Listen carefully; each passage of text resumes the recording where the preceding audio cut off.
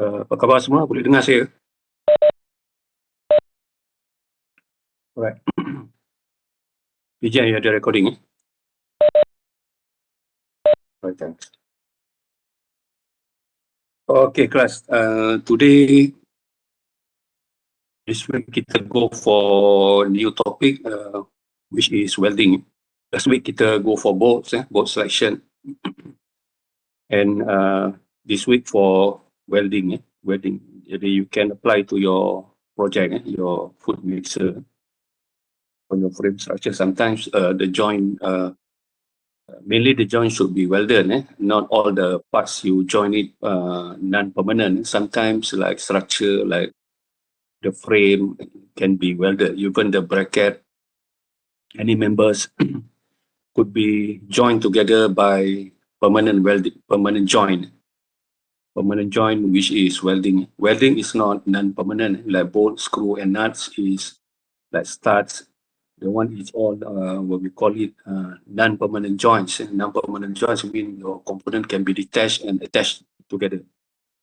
So it means that so in your project, you make sure like if you want to attach your bracket to support the motor or your tank container of your food mixer, it depends on how you design it. For example, like you want your tank to be maintenance, right?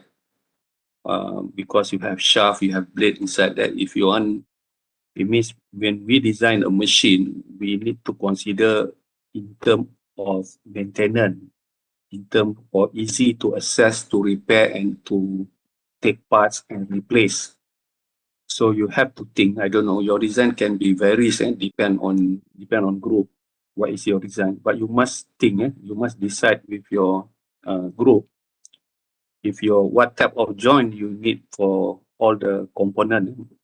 If you is this component and this component need to be this part and this part need to be permanently joined. If permanently joined like welding, it cannot be removed. When you join, you cannot open back. But sometimes it's necessary to weld. For example, your frame structure, certain bracket, you think that you don't have to replace term of your tank to need to be, it depends how you design it. For example, like not all parts is joined by bolts, by bolt and nut. Bolt and nut is meant, it's a non-permanent joint. So it means you can detach it and maybe you can replace the parts. Maybe the parts is got broken, for example, the bracket got broken, so you can replace the bracket. So there's kind of support you can use bolt and nut because bolts is meant for non-permanent joints. But welding is a permanent joint. Tetapi not, as I mentioned to you, not all structure. Mostly the frame, the structure is mainly is welding. Welding, we use welding. Welding, we don't use bolt and nut. Welding, but you must consider that this welding is a permanent joint. So how you decide with your group? Either it is going to be permanent joint or what. Tapi normally all the structure like bracket to me is welding. But depends, sometimes we need to be bolted. When you bolt, you mean you can remove it. Mungkin you have for maintenance, certain part have to be replaced. So you can open it up. So that's why you join by bolt. But it depends, not all part is joined by bolt. But certain like simple structure jointing like the leg structure, the frame is mainly like your frame, your base to support your machine is normally is welding, but certain component is bolted. So I hope you understand what I'm talking about. Okay, which one is welding, which one is bolt, using bolt. Okay, today we go for permanent joints, which is welding. Welding ni permanent joint. Welding ni normally before this, okay, you know what is welding, right? Welding, because as a normally kalau non-engineering works, when they have part and part together, they simply just welding it. You have something, this part and this vertical structure and horizontal structure, and you have a force like this. Okay, you have a force. So normally before this we use bolt, right? For example, like 4 bolts. But you have a force already. So sometimes it depends, like this vertical beam and horizontal cantilever beam. It depends. Should it be bolted? Bolted, I mean we can replace, but sometimes bolt is vertical frame and horizontal frame. Does it need to be bolted? Not necessarily, because all the frame that support your machine is normally is welding. Not all joint like this you use bolt. Because bolt ni actually, yeah, you can get bolt from the stock, tapi normally it's a simple and fast, uh, inexpensive way to join element is welding. Welding is permanent because you just need a welding rod, the welding rod, and you just weld. You need the welding device, and just you weld. You weld here, you weld. For example, you want to weld here. Maybe your shape is a C shape at this. So this is welding. You weld. This is a permanent. It means that you don't have once you welding, so you cannot be detached. It's a permanent joint. Tetapi before this non-engineering work, they simply, for example, you look at the construction works, right? When they weld beams, there's steel construction, that's simply welding, because that is non-engineering. But as an engineer, you should know what is the at least the thickness of the welding. You know, when you have welding rod, this welding rod, can they have the nodes of welding rod, and the welding rod, this one by electricity power. That welding rod, when you spark, it will spark with the welding rod. They have material. They have material of this welding rod. They have, based on series, what welding rod you are going to use. They have 60 series. They have E is the grade E 70 series, and so on. 70 series is more stronger material of welding rod. 60 is the lowest series. Okay, normally when you look at the construction work, people just welding. Tapi we don't know how is the welding safe or not. Is the welding the thickness of their welding, and also the material welding rod that they choose, is it strong enough to support this kind of loading? So as an engineer, your point in welding analysis is you have to find the minimum thickness. In welding analysis, they don't have safety factor. Remember when you do analysis on gears, on shaft, fatigue analysis, even your static analysis, even your, before this we learn about, gear bending strength, gear surface strength, and also even bolt also, bolt also we have safety factor, right? But welding rod, for they don't, your analysis, you don't need to find safety factor. Your idea is to find the minimum thickness, because welding rod, the rod is quite, can say it's quite cheap and not too expensive. The welding rod you can easily get. The point of your welding analysis is to get what is the H. The H is the minimum. When you weld it, okay, you must know what is the material of your welding rod, because they have grade. When you go for E60 series, that is the lowest grade of welding rod. When you need a welding rod. Maybe you can go for E70 series, the strongest material of your welding rod. Okay, as an engineer, in this analysis, you should know what is the minimum when you welding, what is the thickness of your welding. The only thing, you don't have to find certificate, but only thing, the minimum thickness of your welding. That's the point, because itu dia punya minimum, the minimum that you need to be safe. So it means when you do your calculation, you get the minimum is 1.79 millimeter. For example, let's say you calculate, and I will show you how to do this analysis. The minimum thickness is 1.79 millimeter. So it means we know that if we weld our thickness, or when we will weld at this beam, we weld it, make this pattern, C pattern. So we must make sure that as long we weld, I know when you weld, of course, its thickness is 3 millimeter, because welding rod, the smallest one is 3 millimeter. There's not such thing welding rod when you weld, when they do the spark, the material of your welding rod. Of course, the minimum is still, but as engineer, you said the minimum is 1.79 millimeter. So when you welding rod 3 millimeter is already good enough. So that's the idea of engineers. You need to make sure it's safe. So you calculate, it means when you weld, it must be more than 1.7. And when you weld, of course, the minimum when you do welding rod, of course, 3 millimeter is the most minimum. No such thing, 1 millimeter thickness. Tapi you have to prove in analysis, for this case, when you have loading like this. So you have to calculate the minimum thickness of the rod. So the minimum thickness of the welding should be, what is the minimum? That's why you have to prove it, theoretically analysis on paper, you have to do calculation. So it says that 1.7, then you can send for construction. When you do construction or you send to welders, remember you as engineer, you assign the welders to weld the material. So the welder to make sure, ask them, give them the signal that you must welding, the minimum is 1.7. I mean, then the welders, they will weld it as long. It depends, they want to weld 5 millimeter, but they don't want to waste 5-6 millimeter. Normally they will use the welding rod, but must be, your calculation is, it should be more than 1.7. That's either in welding analysis, you don't have to find separator, but the minimum thickness of your welding, that you should know. So when you know the minimum thickness, so you can weld at any thickness that you want, as long it is bigger, not less than the minimum thickness. It will be safe. Okay, understand? So that's the point of welding. Tetapi welding, so remember that we use bolt. Welding, we for example, like we have this vertical beam, this horizontal beam. When you weld it, you must know what type of force. And remember that bolt I already explained to you what type of force acting on the bolt. For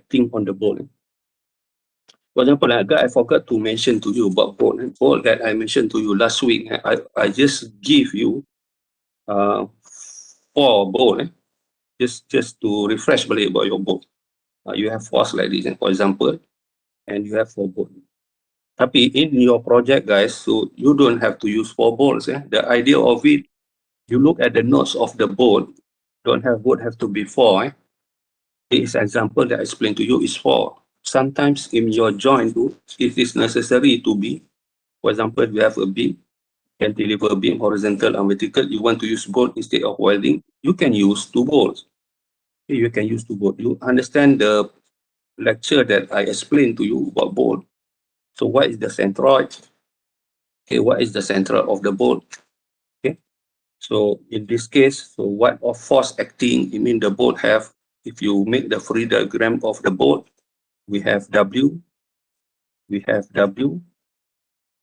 Understand tak lah? W is F divided by 2 lah, because we have 2 bolts. And also this, bolt is reverse, sorry guys. If you have bolt 2 like this, sorry guys, in this one you punya bolt, but welding we just directly, but bolt is the reaction is, when you have force lagi, not necessarily all joint, because I give you example for bolt, it mean your bolt, you use all 4 bolt. No, sometimes 4 bolt is waste, not necessary. Sometimes even 1 bolt is also enough. Okay, for example, like this joint, not necessarily you have to use 4 bolt, 2 bolt is also good enough. Okay, mean reaction here. So we know the point is you know the centroid of your bolt and what is the distance to your centroid. Okay, so the reaction of the bolt is like this because it's a fixed support. So the W is up.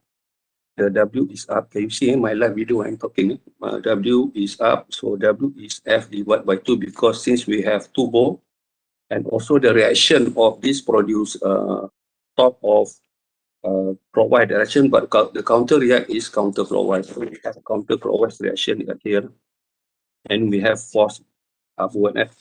Counter react means, so this is your centroid. If you look my live video, sorry guys, I'm not talking about welding. Just to highlight, just to remind me before I go for welding. But sometimes you don't have not all joint 4 bolt. I just show you example 4 bolt. So you have W here, and also this is your centroid. You know the distance here. The radius from centroid, each radius you know. And since our reaction is counterclockwise of the top, so you have, it means this is your radius, this is bolt A, this is bolt B. How you understand what I mean? So you have this one counter react, so you have another one, the F, F based on the F. To me, my notes is W is the direct shear, this one is secondary shear based on top. So it's counterclockwise, but on bolt A, the F here is downward. I hope you understand what I'm talking about. The FB here and FA here. FA equal to FB since the radius is the same from this centroid. Sorry, from this centroid. This is your centroid. The radius is R. You get the idea, guys, get the idea of it. So like me, for example, in this case, bolt A, the W is upward, but the FA is downward. So bolt A is not critical, but in bolt B, you have both is upward. So bolt B have, since the vector is all vertical, so your bolt B is totally like this. You punya direction, your punya direction is you don't have to use triangle cosine rule. For example, I give you 4 bolt cosine rule, but this one is just direct. Totally is your direction based FB is based on secondary shear up plus the F plus 2 plus W. So this will totally shear acting on the bolt. So I hope you understand the picture because it reminds me before I go for welding. Certain group, not all joint, bolt is certain 2 bolt, but you get the idea that I told you, I taught you on the last week, but I give you example for bolt. Look back at the slide. All right, we go back for welding class. We go back for, okay, what about welding? Okay, that is bolt. Welding is similar, in when it's bolt, what is the force acting at the bolt? But with the welding, what is the force acting at the welding?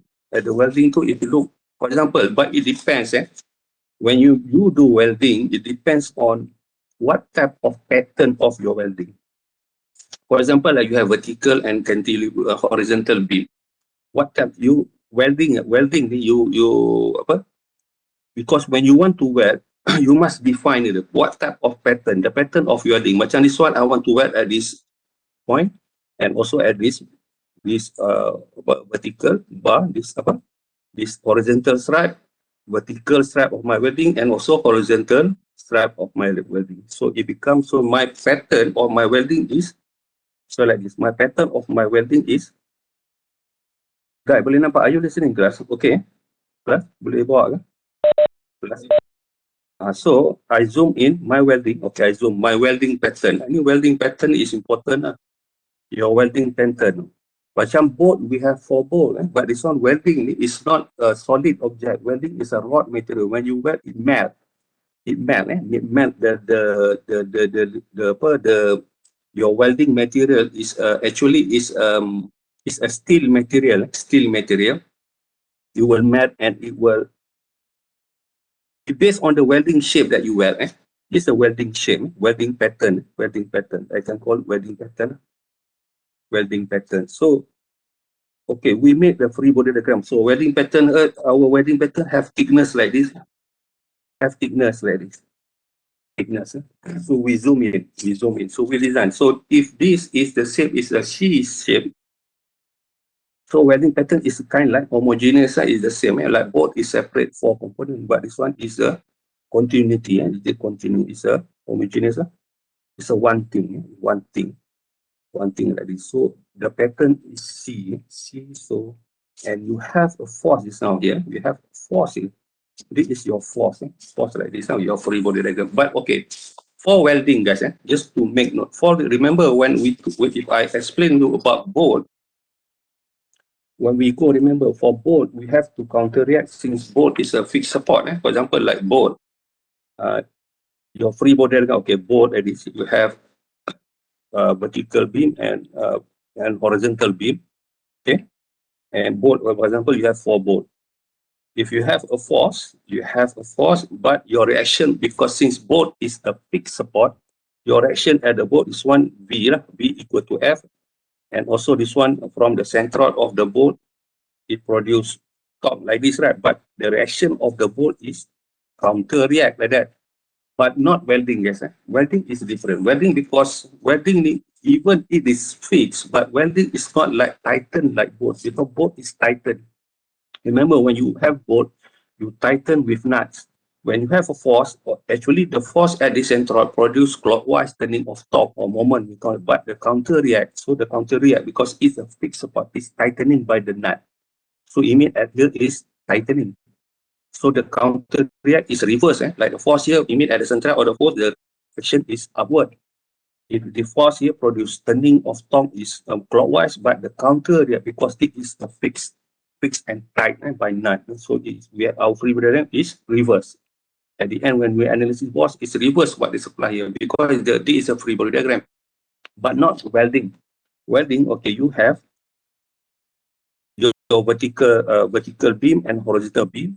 because welding is something like, this is permanent joint. It is not like, okay, you weld this pattern C, so this is your vertical rod. So you have a force like this.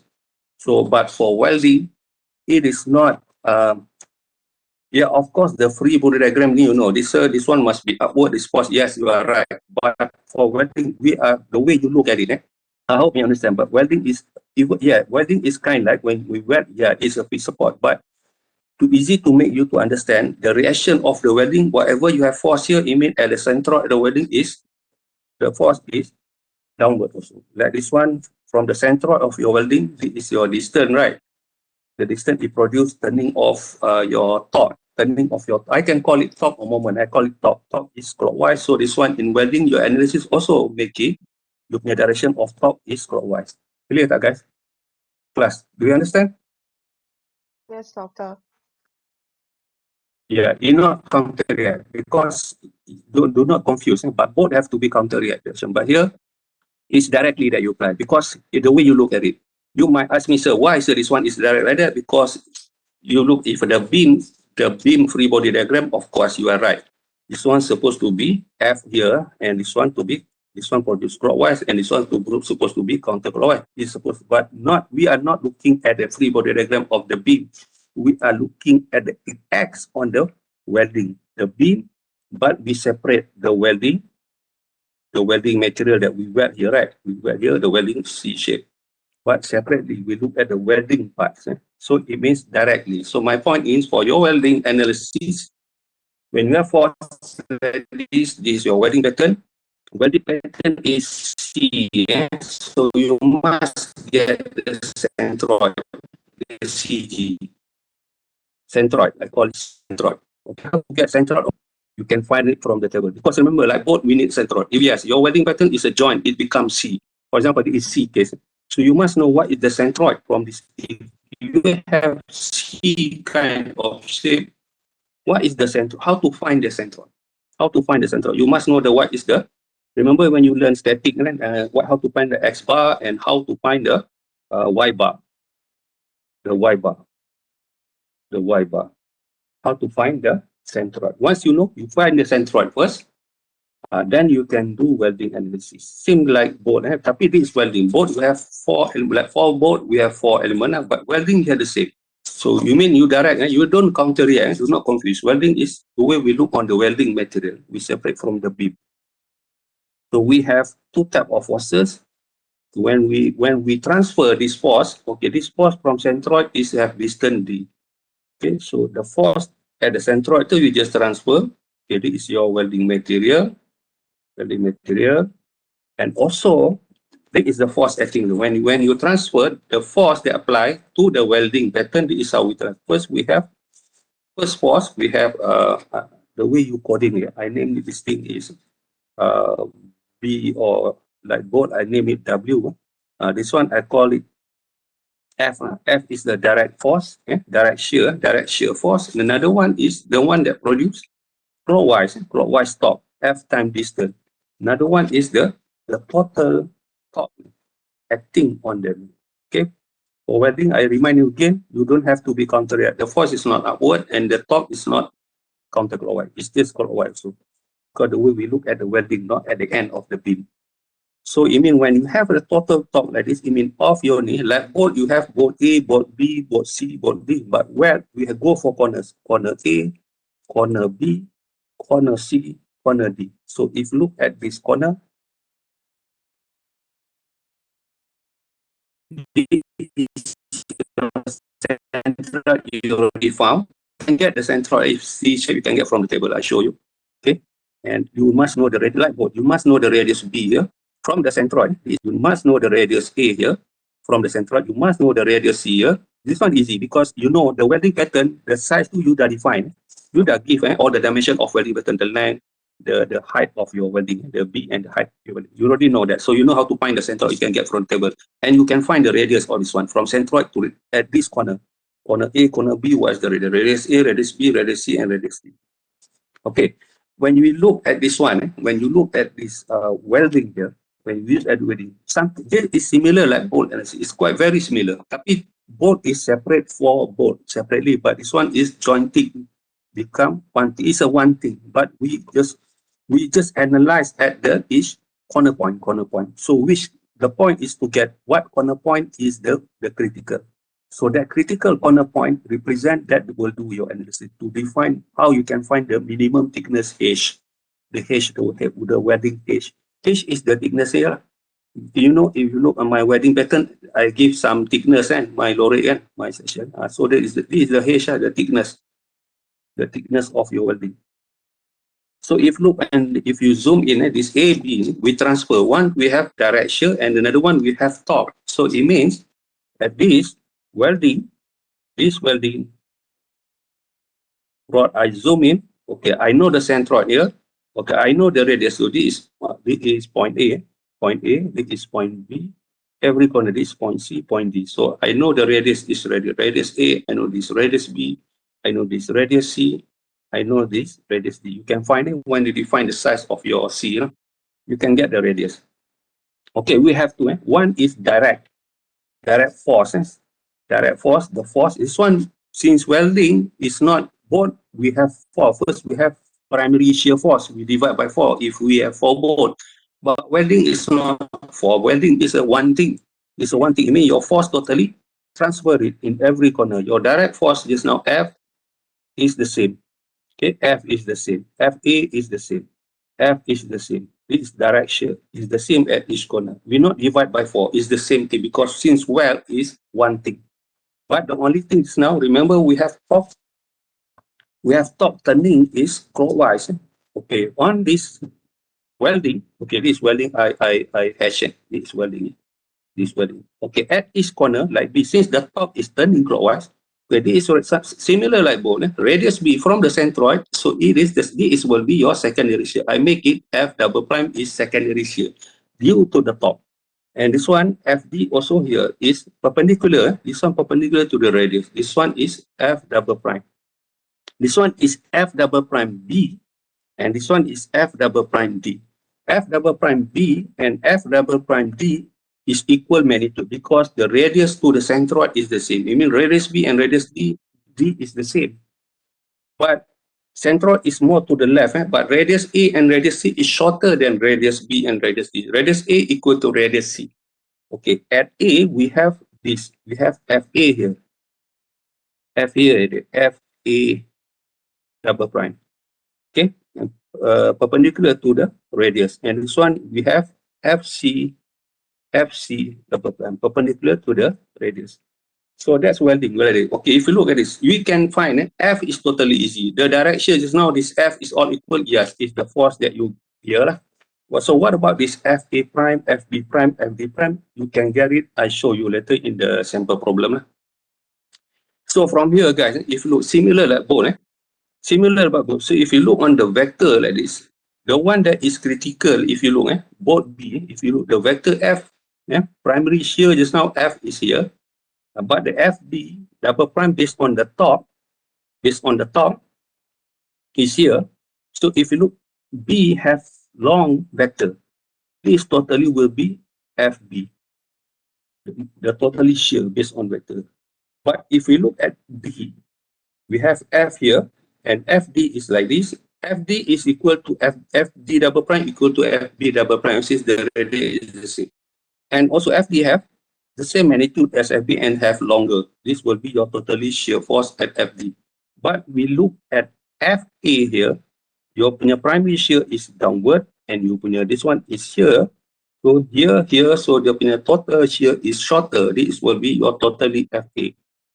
But FC equal is the same as FA. This one is downward, but the FC double prime is here. So your total vector is short. So this one will be your FC.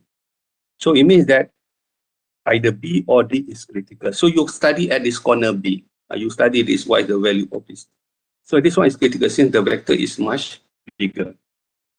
So similar like it's kind of like similar. Okay, you take B either D. So D is a critical case. So you take the total. What is total shearing acting on the welding? Yes, because the welding is always acting shearing. So welding pattern, dia punya pattern is like this, guys. So if okay, total force divide the area of this. So it means we take this FB, total shear. So we know because welding always shear, tau is total FB, because direct shear, this is FB, and FD is the same, this is the critical because longer vector, over the total area, not area at this corner, area of the whole welding pattern. So kita take the worst case, at this corner is the worst, the shearing is the worst. We take that the worst total shear, since they have longer vector, to represent acting on the whole welding. So it means we take that this your welding pattern is C shape. We take the case at the B corner. So it means this is here. The FBK, because they have a, what is the FB magnitude? You can find it by cosine rule, like similar like both. So that FB acting on it. So what is the area of your pattern? So it's the area. Since because your area is based on H, the thickness, and so you don't know what is it, because your point analysis on welding, you have to find H at the end. So all in terms of H. So you punya total shear stress based on the vector, divide the area. So you calculate, you can get the area. How to get the area so of this shape, you can get it from table, because you know geometrical, there is a table in the back of your textbook, at the C shape, what is the area, you have box shape, you have area, if you have one bar, one strip, horizontal, simple area. You can get the area from here. So you get your area, so you can know what is the H, what is the thickness of your FB over the area of your welding. Yeah, AW ni area of welding. So your area of welding in terms of H value, in terms of H value. So from there, okay, this is your, you get the shear stress. That is your shear stress. But your shear stress, what is the material? Okay, you get your shear stress in megapascal. So, but now we don't, in welding, it means the safety factor is 1. You don't have to get safety factor for any welding. Safety factor is 1. What is your punya shear strength? Then shear strength, the material, the welding rod, remember it's a welding rod, you have E60XX, you can get that from the table. What is the SSY? Since you know your SY value, SSY, as in the table, it gives yield strength of this welding material. SSY in DET, because the welding material is steel, DET is 0.577 SY. So you get the strength of your welding rod, because this is your welding rod material. Since you, this is the stress that you calculate and acting on it. So your SSY, what is your welding rod SSY, plus the tau that you calculate, this one. The tau that you calculate, but in terms of variable H. And the safety factor must be 1, because your point is to get the minimum thickness before it's failed, the margin of fail safe. So it means saturated takes 1. Okay, for welding also, you can get what is the H. You know, you get the H, you get, okay, the H is said that 2.563, for example, millimeter. So you must use welding rod much greater than this. Do not weld 1 millimeter. So that's the idea. As long you weld, because the minimum welding rod that use, the minimum is 3 millimeter. Contrasting welding rod 1 millimeter. Of course, it's safe. So at the point you need to find at least what is the minimum before it's safe. Okay, class. I'm talking, sorry guys, maybe you pening kepala. This is the way how I explain. Just a gazette, just a briefing dulu. Nanti we go for, that's how we call it. That's a straightforward. Then again, what is your H value? So what is the minimum? That's all. Because welding is always shearing. Welding is shearing. It happens on shearing. Right? Ada question tak? Do not worry. Ini belum kita go for slide lagi. Nanti I show you slide. Ini baru just baru buka dimah aja kan. Okay. You get the picture lah. So how we going? That's the way we do analysis. Not complicated, guys. That's why you apply on your project. Your project. Pasal we don't have assignment on welding and board. It's all your project. Project 2 means you have this analysis on board last week. Make sure you have board analysis, and also you have welding. Class, are you listening or not? Class, are you there? All right. Okay, shall I continue to slide? Boleh? Shall I proceed? All right, okay. Okay, let me share you. Your slide is already in your e-learning. It's already in your learning. I put it there already. It's session 8. Session 8, right? Okay, I already put that. Just one slide. Okay, as you know, welding and bolt it's not covered in your test 2. Only on your minor project. will not be there, but I don't have assignment on here. For example, at different board, we have assignment, right? For board and welding, I don't give assignment, but your assignment will be your project. The same goes for welding. Okay, welding, I just give you the notes, PowerPoint. You can look, open it. So your PowerPoint is here. So let's look on the notes.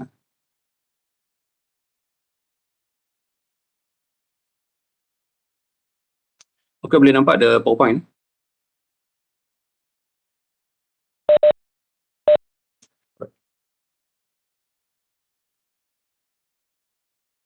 Alright.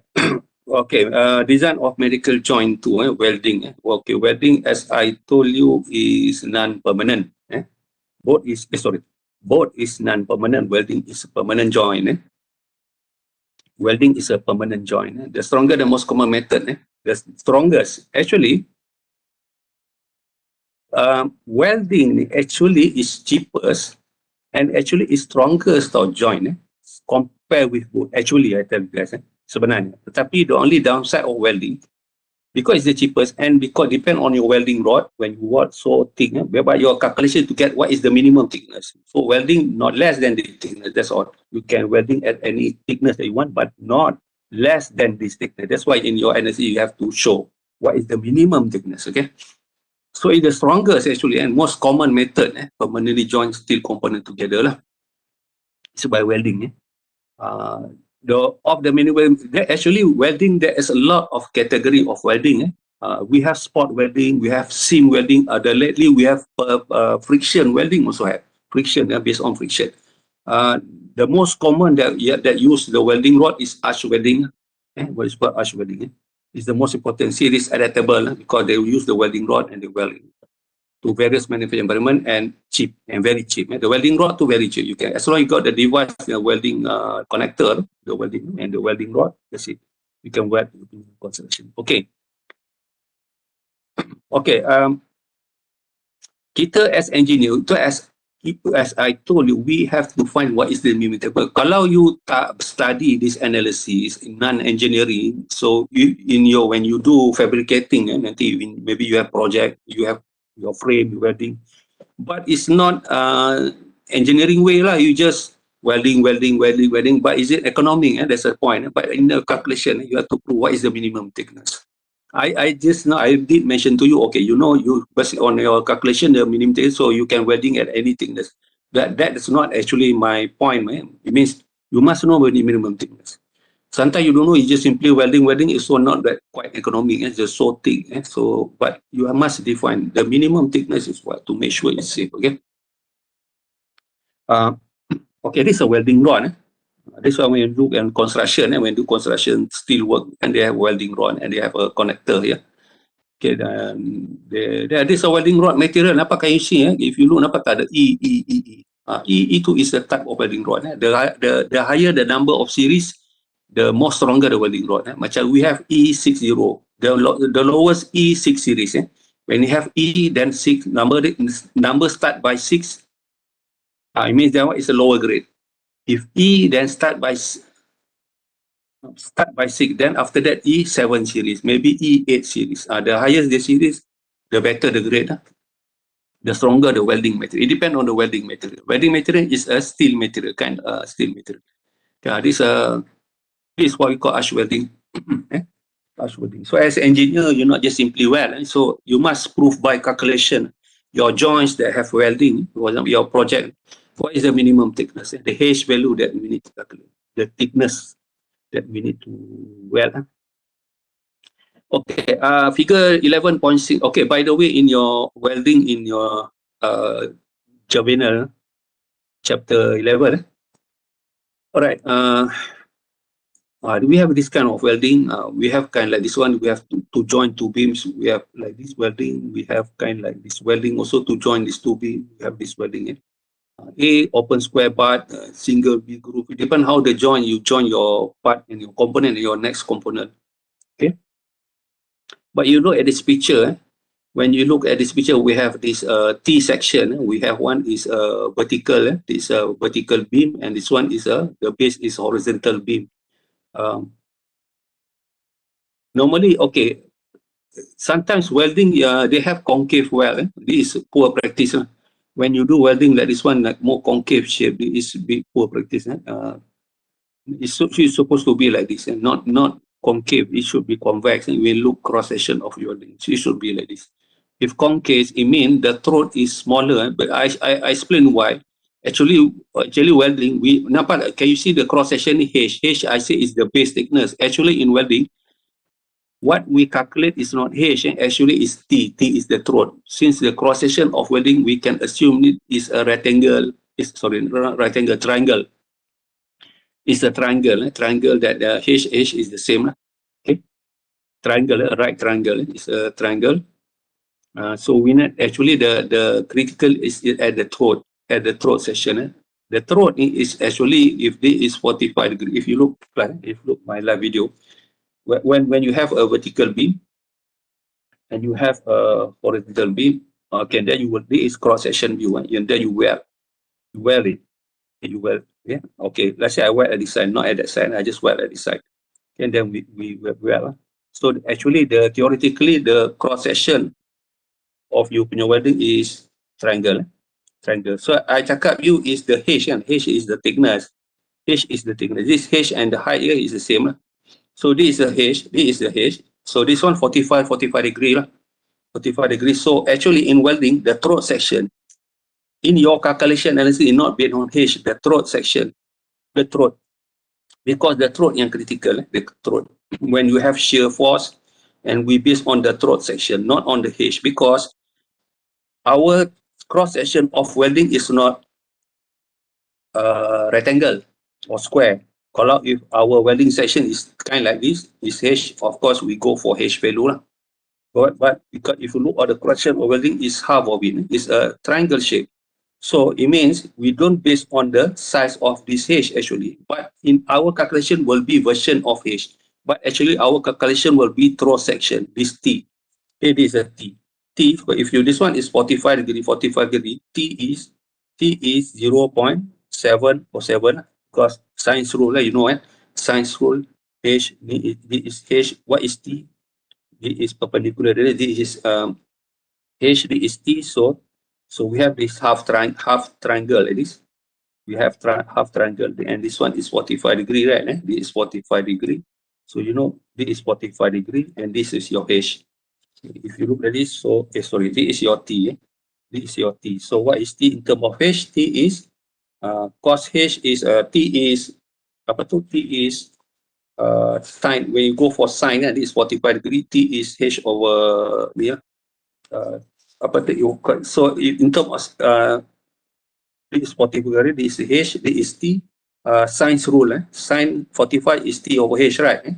So T is 0.7. T is 0.7 H. Okay, to get the thickness T, the T value is equal to 0.707 H. Okay, the return T. Okay, based on the science rule, so 0. Because science is 45 is T over H. Sine 45 is 0.717. Okay. Okay, we need actually our analysis is based on throat section. I explain to you later. Based on throat. Throat is yang critical pada the slicing, walaupun slicing pada throat.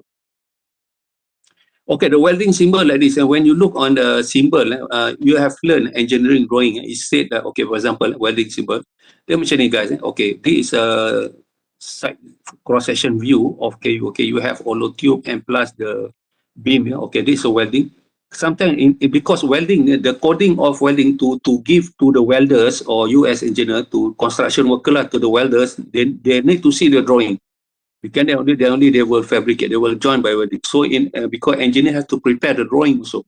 Engineer have to coding, put in the drawing based on the analysis, put in engineering drawing, what is the welding size.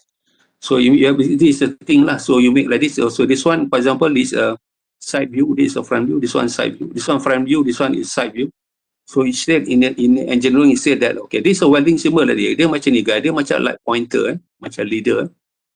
If you learn engineering drawing, remember you have welding, dia macam ni, dia pointing like leader. Then you have like this, and then dia macam ni guys, dia triangle macam ni. dia macam ni. It can be up, you can be downward. Macam this one, it shows that, okay, this is one side. Can you see, guys? Are you listening or class? Class, are you there? Are you watching or not? Just want to make sure. If you look on this 5 ni, the triangle ni, if you look, let me draw ni. Okay, if you look, the triangles, if I zoom, the triangle only at the downside. Okay, this is leader. Okay, this one, the circle that at this, between your leader length and this horizontal line, we have all round. We have a circle shape. Circle shape means because this is tube, right? Okay? So you mean welding all around. Close shape all around. You understand the whole all around the edges of this, because this vertical is a hollow tube, hollow tube to the vertical plate, this base plate, this plate. So you mean the circle, full circle close, it means all around it, circle shape, all around it. This one does not mean circle shape. This means all around it, no break, all around it. Okay, and 5 mean the thickness of your welding. Okay, this one is engineering. We mean that already, yes, and because you engineer, you already calculate analysis the minimum thickness, you already found out. Then you make a drawing, you say make it bigger size lah. Mungkin in your analysis, the welding H that you find, the H value, the thickness welding, the H value is 3 point something millimeter. But you make engineering, make it bigger, 5, but not too much. 5 millimeter is more than safer. So 5 is the thickness of your welding. Okay, if you look on this triangle, I'm talking this one side. One side. If the triangle, I draw at the end, the triangle is like this. This like this. I mean, at the top also they have. Not this one. The triangle is at the bottom. You mean one side at the bottom. If it is like this, so it means here inside also have to be welding. Understand that, class? Both side. Understand that, class? Class, do you understand what I'm talking about? Yes. There, kalau if triangle is set like this, okay. Tapi this one is at the bottom, just one side.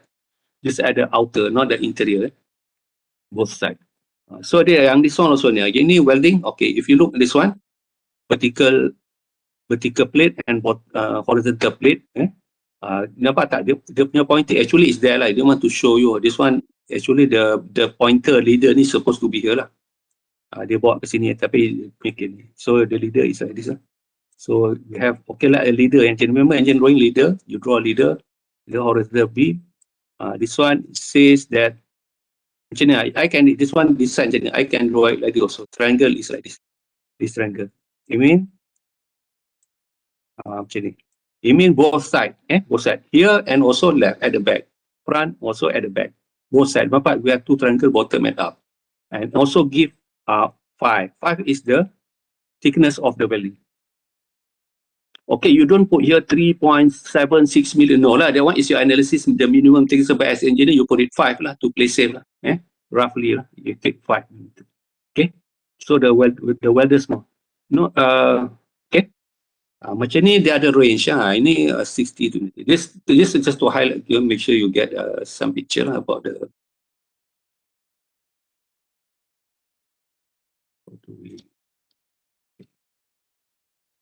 Alright.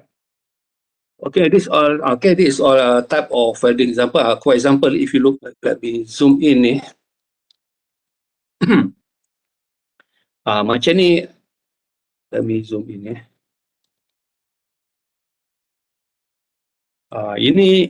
Ini shape apa ni?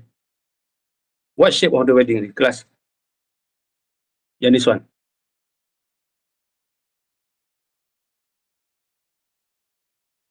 Kelas. Kalau simbol ni shape welding pattern apa? We have vertical and horizontal beam. You need to weld it. This one means what? C shape or just 2 bar horizontal? Class, I'm asking you, class. Welding pattern. Don't know about the coding. They put the coding welding in it. Okay, H. Okay, H the thick welding, and this one up and bottom the triangle. So this means what? Is it C shape or is it? Let me draw pointing pen. So it means what?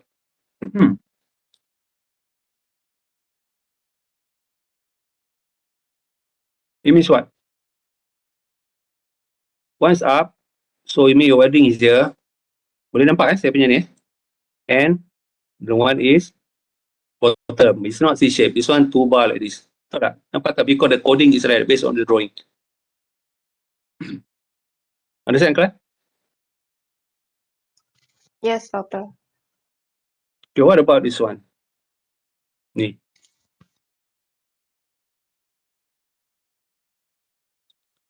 What about this one? It said all around, and H is at the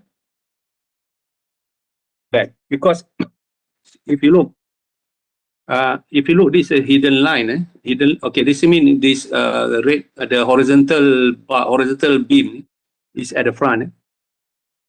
So it means that one side only. Okay, this one show two. This one show one here, because we have two sides. One here and the other side here. This one say one side. Macam mana tu? One side. Okay, this one can be like this. It can be because all arounds mean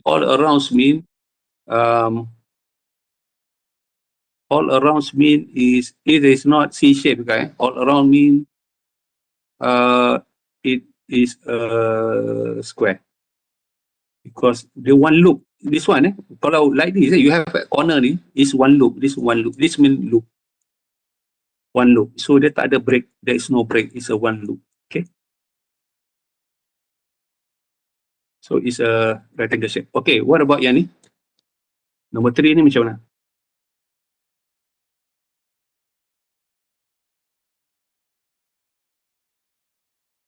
Apa different ni dengan ni?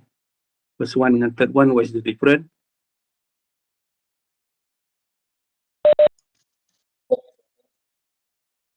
Oh, yeah. The only, the force only different. Okay, but I'm talking about welding pattern. Ni shape dia macam mana?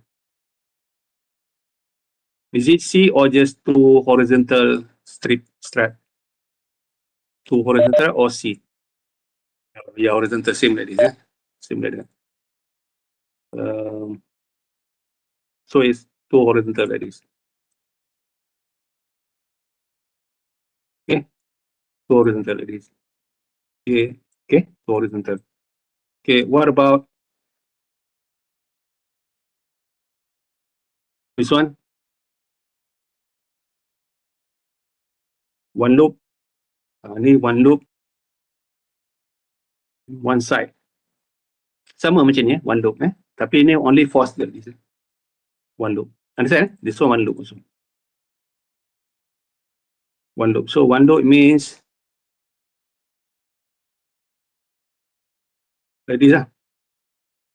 One loop. Because one loop yang ada circle. This one show one loop. Okay, I want to show you ni pula. Okay. I don't want to show everything. I hope you understand. I just explain to give you exposure. Make sure you know. Okay, what is this shape of this pattern? Ini shape apa? Plus. Clear this one. Are you watching or not? This shape. What is the shape of the pattern of your welding? Because. Are you sure? We have this one here. We have here also. Ni nampak we have another one. We have another one leader like this. What is the shape of your one? Yep. Okay. It's a C shape. C shape. Correct.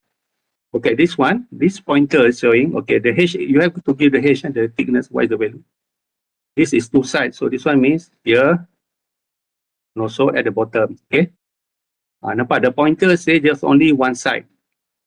So it's like this. So the shape is C lah. C shape. But if, okay, I don't want to go for everything, we don't have time, just show you know. But if you're drawing, okay, if I make the triangle like that, I add in more. It means two sides, you know, this one is not C shape. So it means here also, two sides. You understand that what I mean, class? Class, understand or not?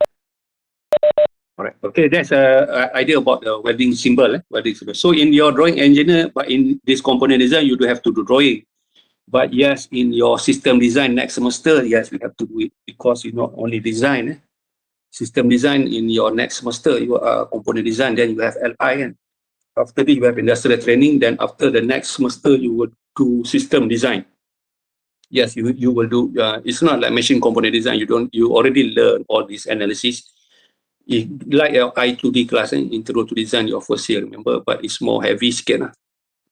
Together with your analysis, and also you have to produce drawing. Maybe you have welding, so in your drawing too, you have to put a symbol like this because you are trained to become an engineer in your drawing. Because engineer don't do works, guy. You do the drawing also. You design in your drawing. You have to coding. You send your drawing here to the welders.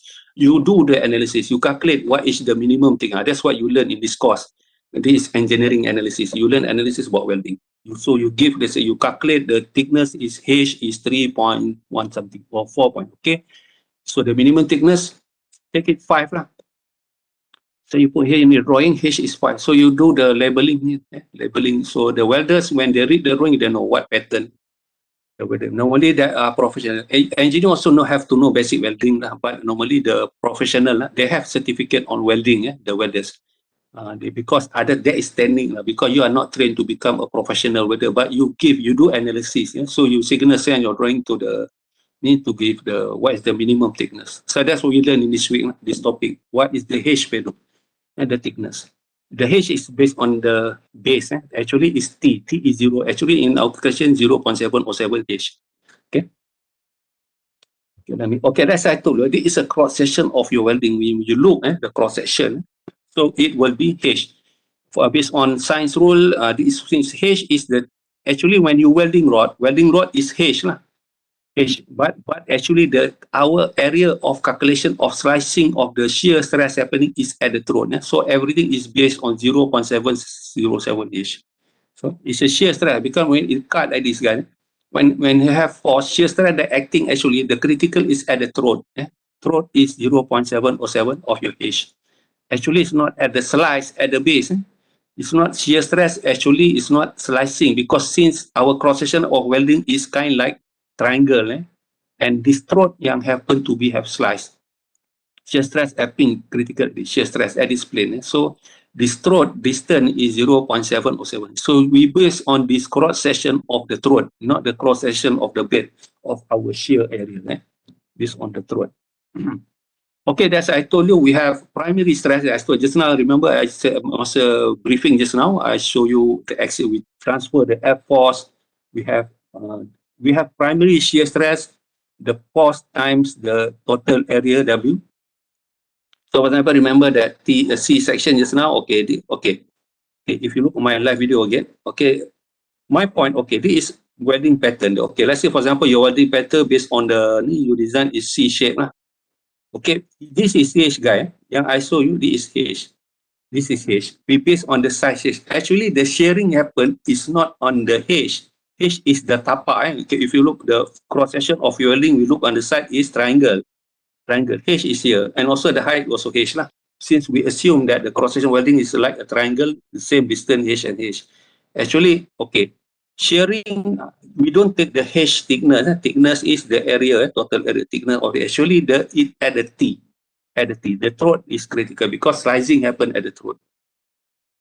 Because our and the shape of our welding is triangle, so it will be T here is critical. So T2, the T is 0.707 of your H. H is the size of your welding rod. The size of your welding rod is considered H roughly. The welding rod, they need to weld it, the welder need to weld. So what is the thickness? They will ask the engineer. So they read the drawing, okay. You do the calculation work. So the H is, but the analysis actually is based on the throat. And the throat is in version of 0.707 H. Okay, we have here, if you look, we have axial stress, we have shear stress. Okay, we have secondary stress just now based on bending and also have torsion. Torsion. Remember that I told you just now, you have force and you have to find the centroid. So we have a direct shear happen here. This is primary shear stress. Shear number 2, primary shear number 2, shear stress that we direct here. Direct shear stress, I think, and also we have another one.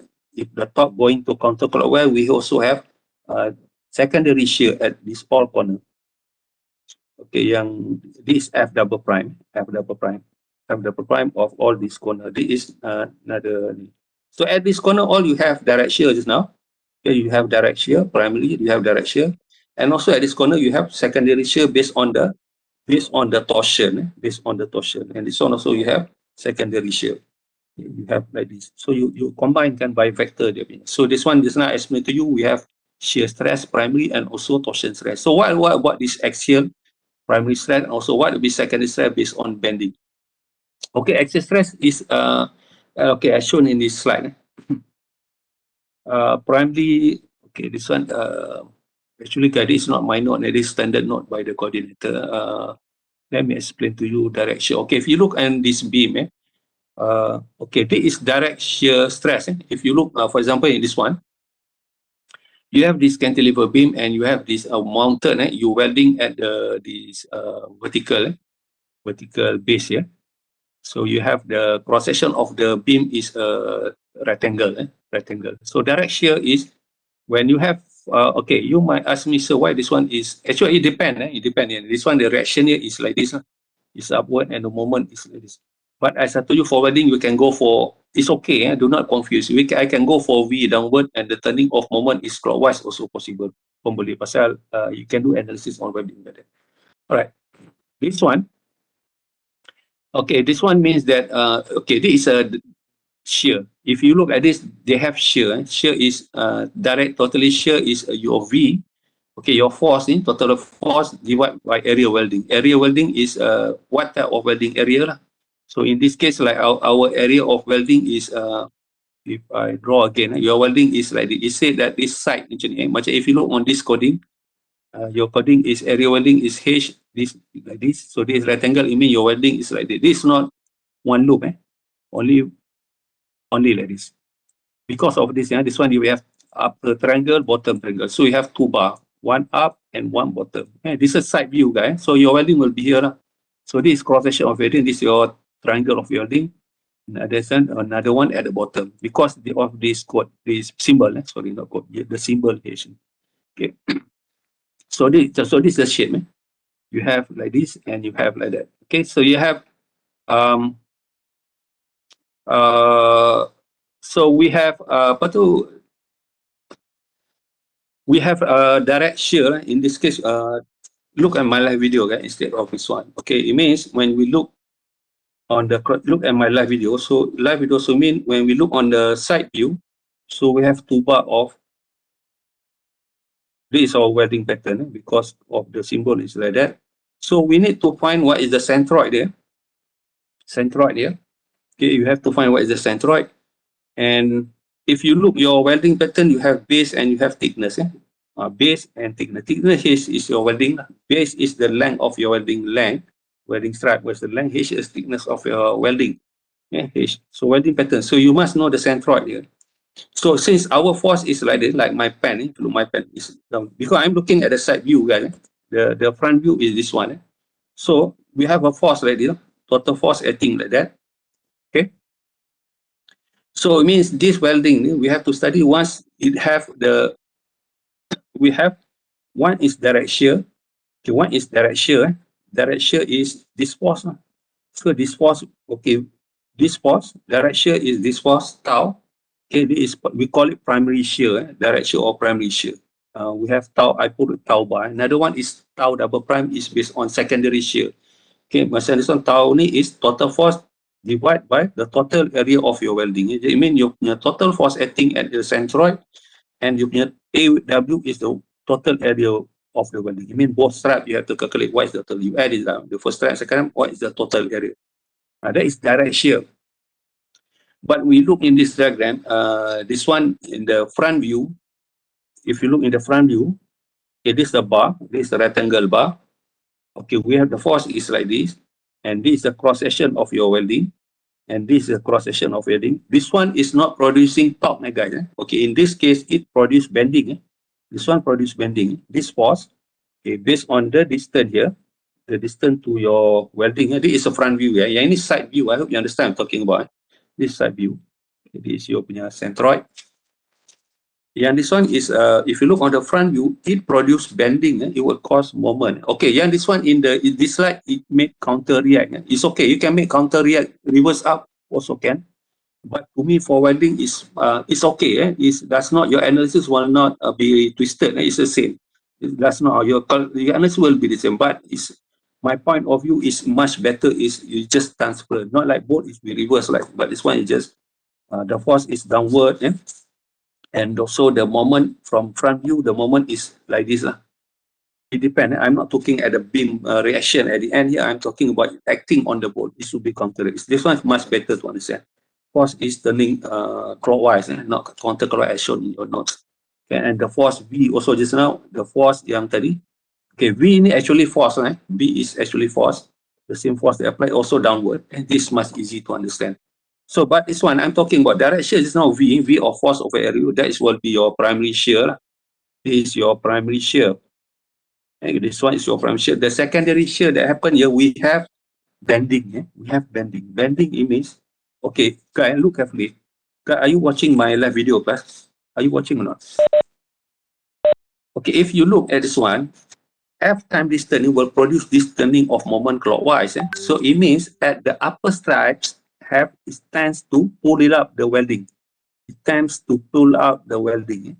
But the bottom it tends to compress. Remember, like you punya tension of your beam, kan? So this will be your neutral axis. Okay, cross section is rectangle. So this is your neutral axis. The upper of the welding have tension, right? Upper welding have tension. Tension. And this non-neutral is 0 and the bottom go for compression. So it means the upper and bottom is compression. Upper is tension in terms of bending. It add on the welding. The welding will facing tension. The bottom will be. So if we take the tension sides, the moment, you know, the bending, actually is sigma bending lah. Kalau if you sigma bending is MC over I. Okay, MC over I. But MC, your calculation sigma bending is MC over I, but in this one is steric tau, actually sigma tu lah, tau tu actually shear stress. You go and look at my note, take note, my sigma bending MC over I. Okay, I is, your I is not I, no, I is not I rectangle, guys, not I rectangle. Rectangle, if we are talking about beam, we are talking about the welding. The welding is not rectangle shape. The welding is two horizontal bar and two horizontal bar. Understand that, class? This is the cross section of your eye, because eye is moment, second moment of inertia, right? So, are you listening or not? Do you understand what I'm talking about? Remember the formula for bending on the welding. We are not talking about rectangular beam. Rectangular bar. The welding is the stripe is like this, and you can MC over I. I is the I of your two bar. So I of two bar you can get from the table, easy. You can get from the table, okay, in your appendix. I of the, because the shape of our correction is here. So this is our neutral axis, not cross section shape of the rectangle beam. We are focused on the welding. Welding, we have two stripes. So what is the I of these two stripes? So IW, W means I for welding. M is the moment, force time distance, C. So what is C, class? C to apa? So what is C? Yeah, center. Yes, from centroid to from centroid. This is your cross section, right? From your centroid to this is your C. Okay, so you calculate it. So you know your punya bending. So this is bending shear stress. Bending shear stress. Okay, in this case you combine. In this case you combine. So you mean, like for example, this case you combine it. You combine, so okay, IW ni, okay, your IW ni actually is, because we are all on the throat. Throat, actually our calculation will be in version of H. The base thickness of welding is a H. Okay, remember your cross section of your welding is like H. Our calculation variable in terms of H, but actually our analysis at the throat. All the sectioning happen is at the throat, where the throat ni is 0.07 H. So it means our IW ni is I at the, we base I ni also we have IW ni, because we are based on the throat. You must 7 or 7 H IU. IU is the base, H 0.7, because we are focusing at the throat. Okay, so in term our area moment of inertia must based on the throat is 0.7 or 7 HIU. We are not on the base, and so we understand what I'm talking. So we are based on the throat. You must, your IU you can get from the table, because IU is all the appendix showing if you have two stripes like this, what is the value of I? I show you in the table. Actually, you can get, okay. So that will be your IW, because we are with times by 0.707H. So you go, you calculate your moment, calculate your C, your neutral axis, distance from your bar to neutral axis, and your IW. So you got you punya sigma bending stress in term of H. And in welding analysis, at the end you have to find it. Everything is variable H. You cannot find totally this one is megapascal. No, when you need is megapascal, but you have one variable H, and your sensitivity is 1. You have to equal that to the strength of your welding rod, your SSY. I will show you later. 0.7 H. So IU, you can get your sigma B. So in this case, we have two cases. One, we have primary shear just now. So it means at this two bar here, this two bar of welding, we have top and bottom, and this is our neutral. So it means at the centroid, we have primary shear. Remember, primary shear tau based on the total force divided by the area, where the primary shear is total force divided the area welding. Area welding is area welding here lah. Okay, area welding, this one.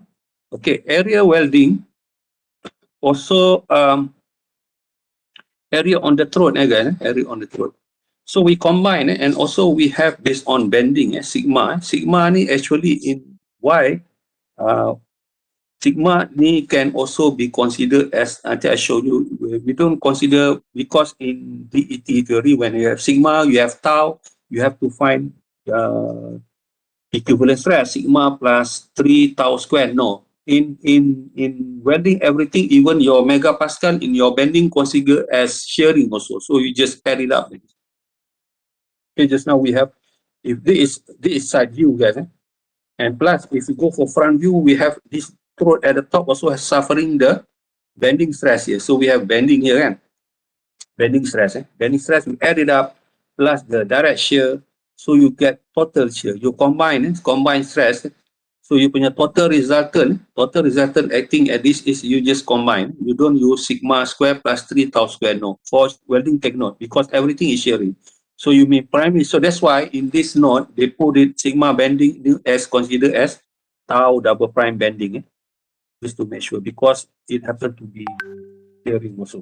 Okay, so tau ni plus tau double, apa ni, you punya tau based on shear. Okay, this one is shear plus you punya tau double prime based on bending. Okay, I hope you understand. This one is do not confuse. Even sigma kita consider as tau bending, but the calculation is based on bending stress, because they acting like shearing also. We combine it. So that will be your total resultant acting on this case. Let's go for this one. Ni yang okay. If this one, this example, direct shear, this torsion, okay. Yang ini you have this beam and you have horizontal beam.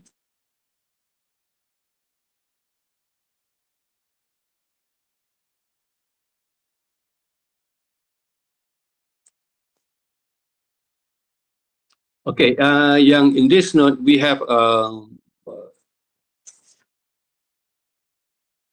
okay, yang this one we have okay, you have two member like this, beam like this, and you have a force. Okay, you have a force like this. Okay, yang this one, the symbol of welding symbol, so we said only two part je lah. So we welding here and we welding like this. Okay, this one is not bending. The force is like this. So you must know the centroid, centroid of your welding. Okay, centroid of your welding. So this is the distance D lah. Distance D from the force. This one is not bending. This is a front view. This one could produce torsion, torsional to the left. So it means at this welding, okay, at this welding bar, okay, since the coding is up, you look at the symbol to the welding is up, and this one not C shape, yang ini up and here. So it means your welding pattern is two horizontal bar like this, two horizontal bar like that. Okay, this is your centroid. Okay, this is your welding pattern. Are you listening? Boleh bawa kelas? Hello class, are you there? Okay, this is force. Okay, this is force F. Alright, this is the distance. This is the distance. Okay, yang distance tadi we have bending, bending. But this one, the secondary is torsion stress, and also we have direct shear stress also. In this case, okay, this is your welding pattern. This one you have to transfer. Okay, guys, in this note you put it counter react. It's okay, guys. I make it downward to make you better to understand. It's okay. This one we have, first is we have, if this is the case, we have one is direct shear. We have direct shear. First is direct shear. Direct shear is like this. So this is your welding pattern. This is your welding pattern, and you have, okay, this is your central. I mean, you have direct shear, you have force. Direct shear is your welding. You have direct shear. Okay. First is direct shear. We have direct shear. Tau prime is direct shear. So you punya force divide by area welding. Area welding can get from the table. Nanti I show you in the table in your appendix of your textbook. Force, you know, area welding. But your area welding will be in terms of variable H because we don't know the H. But we can get the table. The table gives you what is the basic formula. But the one will be version of H. Okay, your area. So you punya tau primary shear ni, direct shear ni you can get unit megapascal but in variable H. Okay, variable H. And also, this one also, one is direction, another one that it produce turning off clockwise torque. But in the note they make it reverse. But this one is because I'm focusing on what it acts on the way how we look at it. How you guys understand? I'm talking about the welding on the vertical depends. So do not confuse. But why I do not say it's reverse? No, it's okay to put it like this in welding. Okay, another one is of this one turning off clockwise. So you mean you have direction. Another one is here. So at this corner, this is your centroid. See, all this corner you must label this corner A, corner B, corner C, and corner D. So this one we have another one. So this is perpendicular. This is FA because the turning off torque is clockwise. So this one you have F here. You have F double prime. F double prime is based on secondary shear. This one F double prime. This one is F double prime D. This one is F double prime C. Okay. So it means this is because all this all perpendicular to the radius. Perpendicular to the radius. So the force is because its turning is clockwise. So you have one direct shear just now on F downward. Another one is based on the top. So based on the vector like this, so you look at which corner yang have longer. Okay, so it means that when you combine it, so I make it bigger. When you combine it, okay, you punya A, B, C, D. I make it bigger to make you understand. So each corner ni at A ni we have primary shear just now, tau. We have you have primary shear tau. You have primary shear tau. Tau is the same. This is tau prime. But this is not talking about F. You can go for vectors at that shear. I'm going for primary shears now. We have primary shear here. We have primary shear here. Okay, where is force divided by total area of your welding. Plus that we have, because there is FB over area, this is TR over G. You know that this torsional stress here, this one tau double prime here. This tau double prime at B. This one is tau double prime at B because of torsional stress. This is tau double prime. This is all perpendicular to your radius here. This one is tau double prime at E. This one tau double prime at C, tau double prime at B, tau double prime at D. Okay, this one is direct shear just now one tau prime, all is equal. But this tau double prime at B, this is on your radius B. Tau double prime at D, this one is perpendicular. Every perpendicular to radius is based on the radius D. Radius B and radius D is the same. Tau double prime at A is based on radius A. Tau double prime is based on radius C. So tau double prime you can. So what is this tau double prime? Tau double prime is TR over JW. J welding. JW to welding punya J. J is polar moment of inertia, where JW is 0.707 HJU. I show you nanti lah yung sample problem that you will understand. So in this case, just now we have bending. This one we have direct shear combined with the torsional stress. So you can get, so it means that what is tau A? What is tau double prime A? Tau double prime A ni is you punya torsional stress TR. Tau double prime you can calculate. Tau double prime shear, you know, F over every. But what is about the secondary shear based on what is this? This is a direct shear stress. What is the secondary shear stress? Because this is torsion, guys. Tau double prime is torsion. Tau double prime A, because the basic equation for torsion TR over G, torsional stress. It's the basic. Kalau tau double prime at A, what is the value of that? Tau double prime at A, tau double prime at A is torsion times radius A, okay? Radius A from the centroid over J. JW. JW is because of welding. Tau double prime at B, tau double prime at B equal to your top. Top you can find, and then so what the value of top? Top is F time distance. Top is F time distance. So what the value of top? Top is that F time distance. Select this one. Force time distance from your centroid. This is your top. Top is force time distance. The top you can get, okay, top times radius B, top double prime B over JW. Okay. Tau double prime C. Tau double prime C is your top kali radius C over your JW. Top double prime at B equal to your top time radius D over JW. So you can get, each one ini you can get. At this point you can get what is the value. Okay. Since the centroid ni, kalau if you look, if this is a bar, radius A, radius C, D is everything is the same. Is the same. This one is the same. So it means tau double prime A, tau double prime B, and tau double C three is the same value actually. Is the same value. So based on the vector, the one is critical if you look at this one. Point A, point B, point C, point D. If you look, point B is the most critical when you think of the total vector. Tau is total resultant acting on here. And also point D is the longest. B and D have longest vector. This will be tau resultant at D. But if you look at A and C, it is shorter because we have direct shear stress here and secondary shear stress based on torsion here.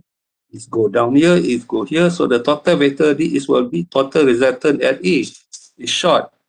And also at C, downward here. Hello class, are you there? Yes, doctor. Okay. Tau double prime is here and here, so you got total vector here is so short. So you mean yang critical mana class? Which one is critical? B and D.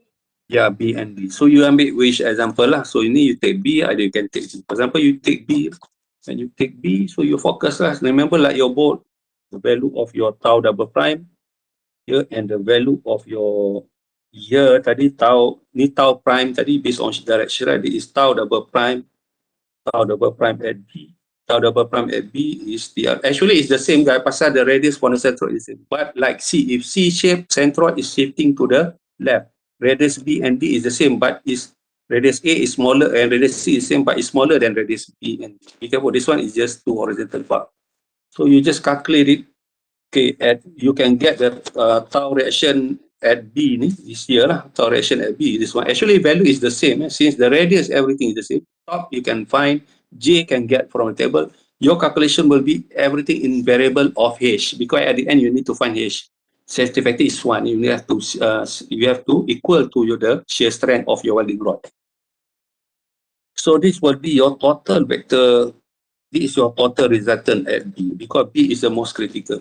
So if this is the case, use the cosine rule. You know, like bolt. Remember, if I told you bolt from your centroid, this is your centroid. So you must know the theta. You must know the theta. Okay, theta. You know the direct parameter shear stress is not tau, is force total area, and this one tau. This one is tau B.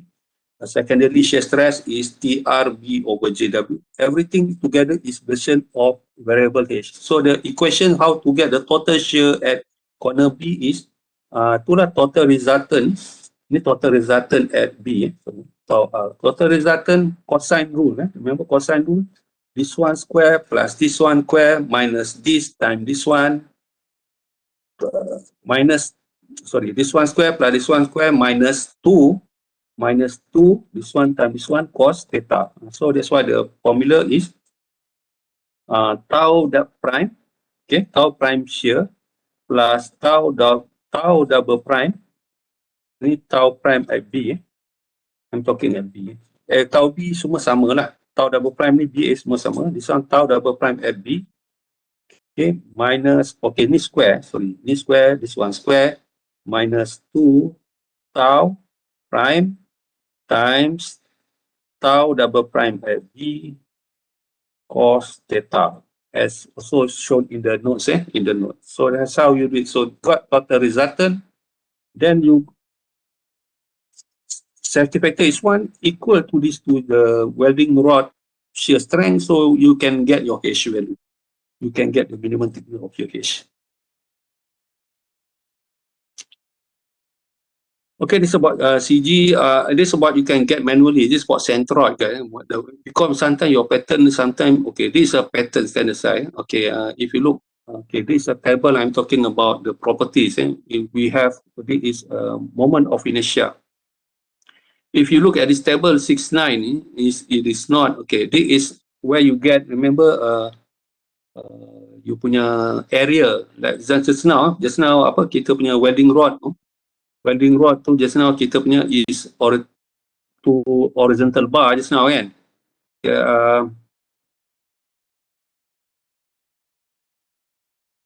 Just now our welding rod yang ni kan, this one. Horizontal bar, bottom bar. Okay, this is a welding pattern. So we can get the area just now. Area of welding, remember direct shear. Direct shear is force we know, area welding. This one, force, area welding. So what is area welding of this one? Here is the area, 1.14, already calculated. B, you will be your B. So you do it like this. Okay, you design your welding pattern. Remember your welding pattern is 2 bar like this. 2 bar like that. So what will be your B? Okay, this is your B. Okay. And this is your B. So you design it. So welding pattern, this one is your design. What is the distance between your 2 bar? This is your design. This is the depth. Okay. The distance. And the centroid is center here. Okay. G is centroid. Okay. So you know what is X bar. X bar, of course, you know, divide by 2. This one no problem. This Y bar.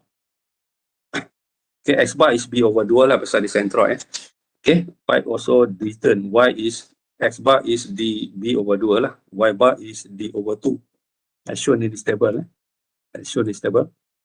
There will be location of your centroid. Okay, I'm talking about area of, okay, just now I cakap direct shear is force divided by total area of the welding. Okay, you punya primary shear stress kan. Remember primary shear tau over force over AW. So what is that AW? AW. So AW itu is as shown here, class. Are you listening, class? Hello, class. Yes, Doctor. That will be your A. A is 1.414 H times B. So what is a H? H and B to your design. You put the dimension in your project. Your welding method. What is the length? You put the dimension. What is the B? B is the B. D is the D. Distance between these two stripes. So that will be your area. So you calculate in terms of your area, H and B. So you get your you punya area. Okay. You got you punya area of your welding. And then you know you punya direct shear stress, you can find it. Direct shear stress, you can find it. Okay. So you punya direct shear stress.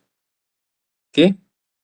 Okay. Direct shear stress is said that is F over AW. But AW, okay, it did mention in your note, AW, because I think in terms of variable H, I'm not talking, not this H time. Okay, area is 1.145 HB, right? HB, 1.414 HB. Okay, yang ini. So what is actually H ni apa? This is not H, sorry guys, just to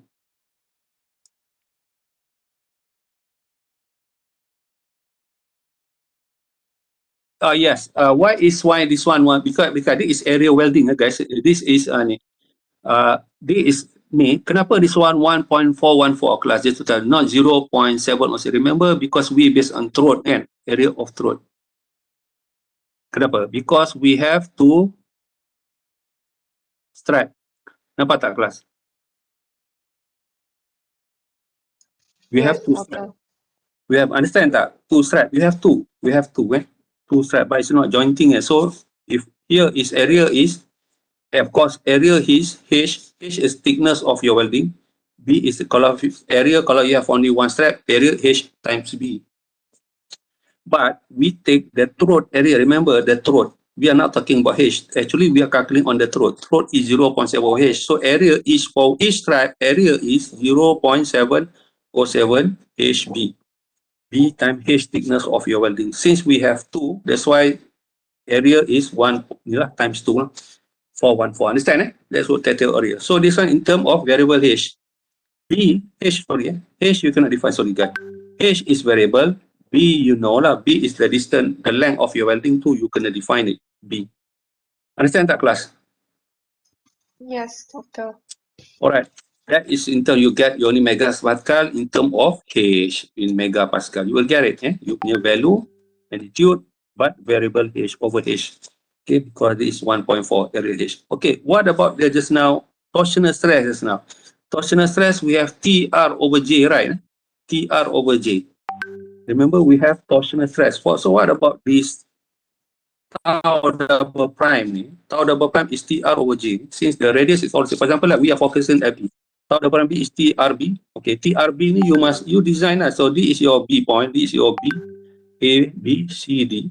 So you must know the radius B ni you design it. Radius B tu. You design it. So to get, remember your torsional at torsion tau double prime at B tu, tau double prime at B tu, okay, at B tau double prime is top times radius B over JW. Because it's all on throat. We are focusing on throat. Top. Okay, what is top? We know top is force time distance. We know force time distance now. Show this one. This one you design. You know what is the value of force time distance from your centroid. That will be your top. And your RB. RB is the base in your design. You can calculate what your B is your design, the dimension RB. Okay. So RB and JW. So what about J? So in this table, they don't have J. J is over I. Remember just now bending. Well, bending sigma MC over I. You need second moment ratio. This is IU. But for torsional stress, TR over J. So for J, we go for the second table. This one still. This one still continuation of this one based on this table. Just now sigma and MC over I. But for this one, you use this second table. This one polar moment of inertia. Okay, they also have yani shape area is the same. It's now the centroid is the same. But look at this side, this column. This one for torsional stress, you go for JU. But our pattern is here is not this one. This one is vertical stripe. Ini dua double stripe, but it's not in horizontal. It's in vertical. This one is L shape punya pattern. But ours is mana kita tak ada sini. Mana untuk J yang macam ni. I ada like this. I ada like this. Untuk J macam mana? Ini I. Untuk J, untuk ni double strap macam mana J. Plus, okay, ini dua, this is dua vertical. In our case, dua horizontal. Is the J different or the same? Plus, our case is like this. Is it the same, the J? Is the J the same value or different? If this orientation vertical stripe like this, plus, is the J value?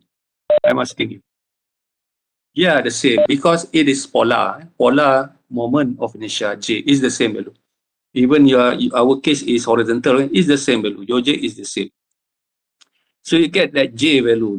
Now, JU is D. Okay, what is D? Tapi be careful when you use this equation. Okay, they correct me if I'm, yes, it's the same. It's the same. They don't have. Yep, yes. Logic, logic. Makes sense. Polar moment inertia is just based on polar. It doesn't go for XY radius. Polar moment of inertia, or let me check. Correct me if I'm wrong. Okay, it should be, so it should be here, JUDB. Okay, so this is D. D is this one, the depth, you punya height of your welding pattern. B is the base. Base is from, okay, be careful. In your case, you punya ni BD ni terbalik kelas. Itu yang be careful. You dah not, so because in your, kalau your case is horizontal, your welding pattern is on horizontal mode. But this one is showing like this. So it's taking, this one is, so you mean your case, you punya B, be careful about you punya design. So this is B lah, dimension. This is your B, and this is your D. Itu tak kelas ni. Macam ni, pasal U orientation. Kalau yang example lah kita, if in case yang horizontal bar like this. So it means that it stated that JU is D 3B square plus B square over 6 polar moment of inertia. Polar moment of inertia is the same, because kalau area moment of inertia, it will not be the same. Area moment of inertia is not the same. Because like I is not the same. For example, I, nampak plus. I, it is I, ini bending. I for vertical strip is different. IU D3 over 6. Yes. Unit second moment of inertia. But for horizontal ni is B D square over 2. Different, different. It's not the same. But polar moment of inertia, in both the case is the same. It's the same. It's the same. JU, BD. Okay, tapi your ni this mana tadi? Untuk J D B square. Kalau you D, you punya, tapi your rotation D is like this lah, guys. You understand what I'm talking about? Your D is like this, D is like this. Plus, are you watching? Yes, doctor. Okay, D and B. So your D ni, jangan you ambil P, because orientation your D is like this. So you put the value, so you get your J. So once you know your J, then it will be your J will be, J is JU, kan? JU. This is JU, so you punya D apa? This will be your J, and TR over JW. So yang ini,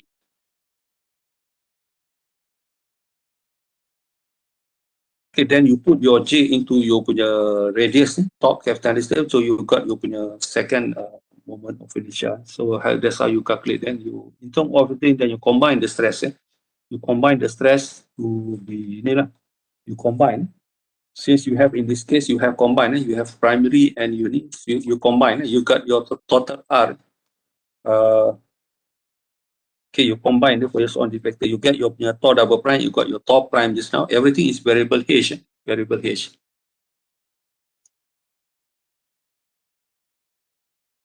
Okay, your punya J to just now. Okay, the J that you get from this table. Okay, let me go back to this slide. J that you get from the table. Okay, remember this is JW is JW that you get from the table is JU. This JU is what you get from the table. So your JW will be is 0.7 or so because we analysis on the throat. Then in terms of variable H. Okay, H of your JU that you got. So you punya second ni tau at B ni is in terms of variable H. And tau, radius, but in terms of in megapascal and in terms of variable H. You combine your tau and your tau double prime at B by the vector of the equation cosine rules lah. By the cosine rules. Okay, by the cosine tau ni variable of H, yang this one tau double prime B also variable of H per H. You combine by this equation to get the total resultant. So that total resultant force you equal to that total resultant force at B tu, at corner B, at corner B, the total resultant will be with total resultant force. You get that cosine rule. Remember the equation cosine rule just now? It is cosine rule. You get the total resultant force at corner. So that will be in terms of H megapascal. So you punya this, you similar to that, to your SSY value of your welding rod. welding material. This is your welding rod material that you choose. Either you use 360 series or 70 series. So SSY equal to this one per H megapascal. The resultant force equal to strength. So you got your H. You get what is the minimum value in meter that you should weld. Alright, that's about ini. Okay, I already explained to you. I think that's all about welding. Okay, this is a welding rod material.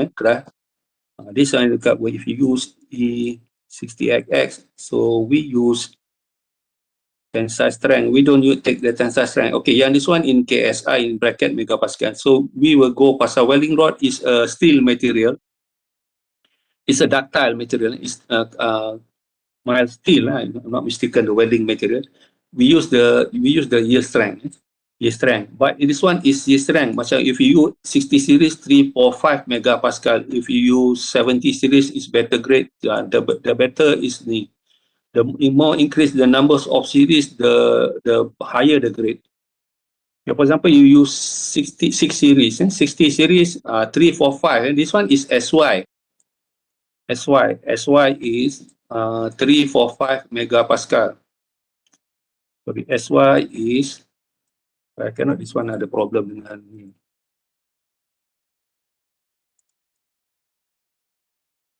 Okay, if you look in this table, if you look this table, okay, you calculate just now tadi, you calculate. Itulah I get the welding material. What's I mean welding material? You want to use welding rod yang the lowest grade lah. So the from this table, SY is 345 yield strength megapascal, but welding is always considered yielding. Consider yielding. SSY is based on DET. Because welding based on shearing. So we cannot take yield strength. Must based on, because our calculation just now is tau, shear. Everything we become shear stress. So shear stress relate to shear strength. Based on DET, shear strength is 0.577 of your yield strength. So you must take this one, put here. So it is 0.577345. So that will be your shear strength in megapascal. Then you relate to you calculate this. You calculate your tau resultant just now in terms of H, right, in megapascal, and you equal to that to your shear strength value that you got in megapascal, your welding material. So you got your H value in millimeter. So that's how you calculate it. That's how you calculate. Who's recording just now ni? Yijian. Yijian, are you there? Halo kelas, lain putus. Benar juga. Kelas, dengar saya kan? Yes, Saya dengar. can hear Sorry. you. Yijian, you are recording, right? Oh, you understand that is about basic about okay, safety factor, yeah, NDT as well as method. Okay, that's all about ni lah, about okay, kita pukul 10, 2 hours solid I give you lecture, and kita take a break sekejap. Kita break sekejap for 10 boleh kelas? Kita sampai pukul ni kan kelas, sampai pukul 11 kan? Yes, doctor. Okay, after break kita go for sample problem lah. Better to make you clear about this thing by sample problem. Then we can see how we do things in. Alright, kita break for 15 minit. 10 suku kita come back again at 10:15. Boleh kelas? Right?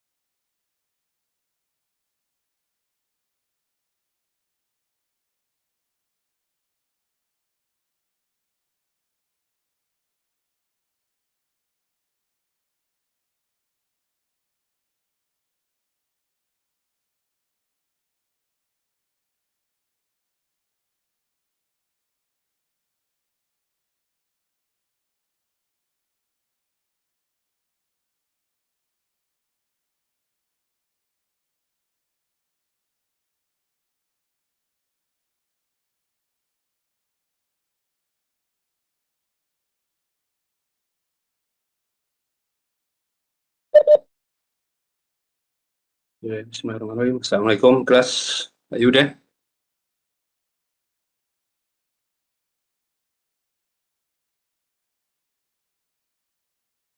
Yes, doctor. Alright. Kenapa participant tak ramai? Sikit aja. Supposed to be 30 plus of you. Mana? Where are the others?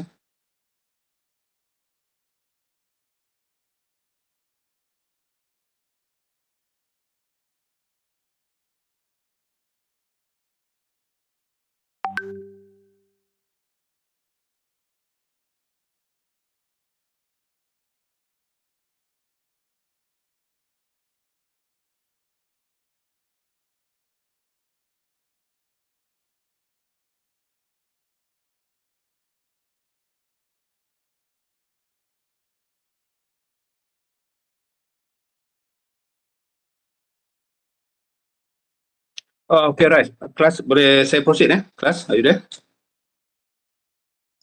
Yes, doctor. Right.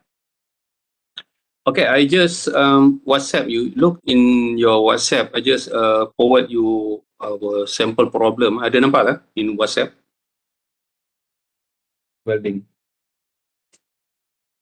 Yes, doctor. Right. Let me show you the. Okay, boleh nampak ni welding. Boleh, Okay. doctor. Yeah, this is the similar as the bolt. Previously, we used the same problem here for the bolt. We have for bolts, right? But now we don't want to use for this bracket. We don't want to use bolt. We want it to be replaced by welding. Okay. Okay, a bracket connected. So this will be the bracket connected to the vertical box, vertical column. You punya vertical beam, box channel. The force of the 2 kilonewton, I mean the weight, maybe from your motor, everything as a bracket. This loading is 2 kilonewton, acting vertically downward. So the location is here, 50, 100, so on. All right. And if the allowable shear stress is 1, okay, in this case, it's not mentioned. Actually, E60, actually, normally I put the it will give series here. If you look in the slide, actually, kind of the for your project, guys, you use this table. In the table, it's not, guys. This table is not in your. Can you see my? Oh, I'm not sharing you my PowerPoint. In your slide just now, table this table, I don't think so. If I'm not mistaken, Clark, can you see our slide PowerPoint? Yes. Okay. This is not, if I'm not mistaken, it's not mentioned in your textbook. Your textbook. If you look in your textbook, you punya in your textbook, if I share you textbook lah, can you see the textbook? Nampak kan? Textbook nampak kan? Class. Okay, where is our welding? Okay, welding in textbook will be on chapter, apa saya cakap tadi? Chapter 11.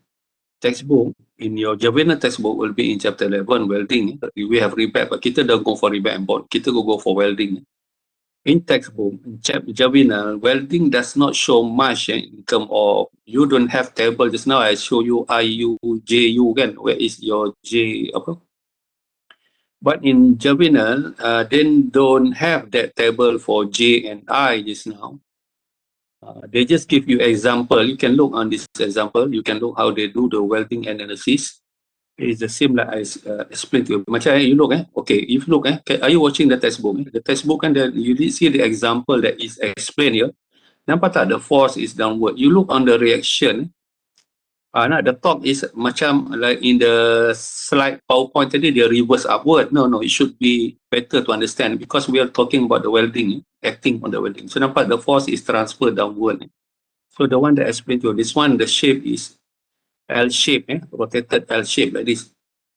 So that is how you can look on this example for your reference and how they calculate the stress.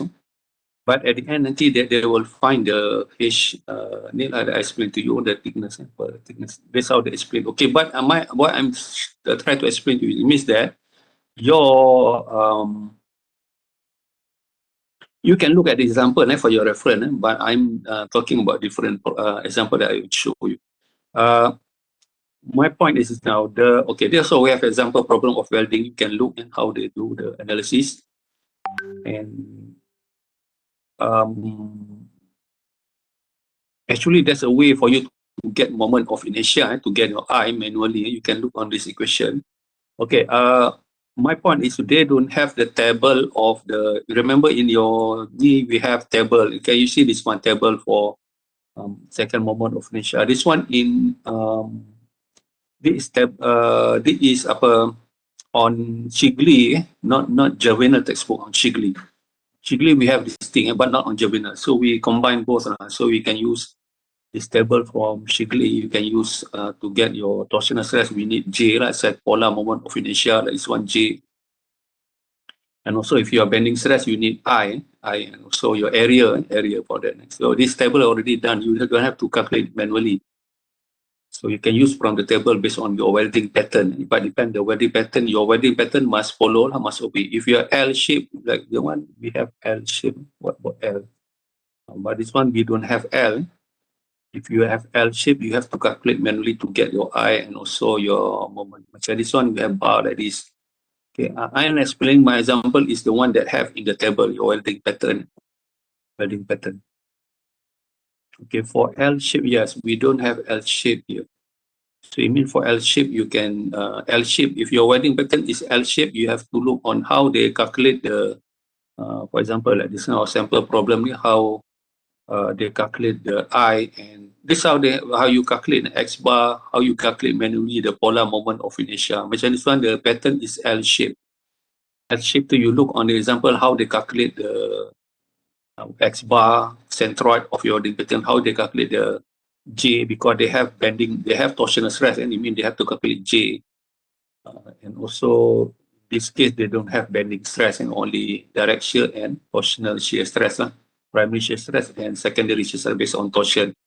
This one, they don't have bending. So they need J. So you can look on this. Okay, my point is in Juvenile, they don't have the table of I and J yang standard pattern that we have. But in Shigley, this one we take from Shigley. This time, actually in this note, you can get how we calculate the I bar and Y for our I manually. You can look on this, how we calculate I, and also how J is actually Ix plus Iy, second motion in term X and also Y. So that is polar moment of inertia, right? But my point is this one, the table, it is from Shigley textbook already there. So this is based on the pattern standard that we have. If you okay, make sure for your project, you follow the pattern that already standard here. You can do this. Get the pattern already here. So you can calculate the here we have L for polar moment of inertia. We have L, but L or this L, but they don't have maybe these notes they're missing one part. What's about L shape for I for bending moment? They don't have L shape for I. It's supposed to be here. Nanti I give you the complete one in from Shigley textbook. I think maybe one page is. But they must have I for L shape. Maybe in your project you need L shape pattern. You can use that. They have second moment of J, they have it, but not I. For this one is L shape. Okay, my point is the table here is not in your Juvenile. You can use this note, class. Use this note for your I and J. All right. Okay, another thing about the welding material here, Okay, this one welding material also not in your Juvenile textbook. They don't have the welding material, but they did mention about the welding rod. They did mention about the welding rod. If you look in the textbook about the properties of your welding rod, it did mention ECE 60 series, You did mention, yeah. In page 434, it did say that E6340, this welding rod material, E70 series are designated for E6 series, E7X series. The 60 and 70 indicate the tensile strength of 60 KSI and 70. This is English unit KSI. The last two digit indicate the process, tensile strength. The last two digit indicate process detail. 60, 70 ni, kalau you use E60, in German ataupun E60, it means 60 KSI is the value of the tensile, SUT. But we need to find the SY value.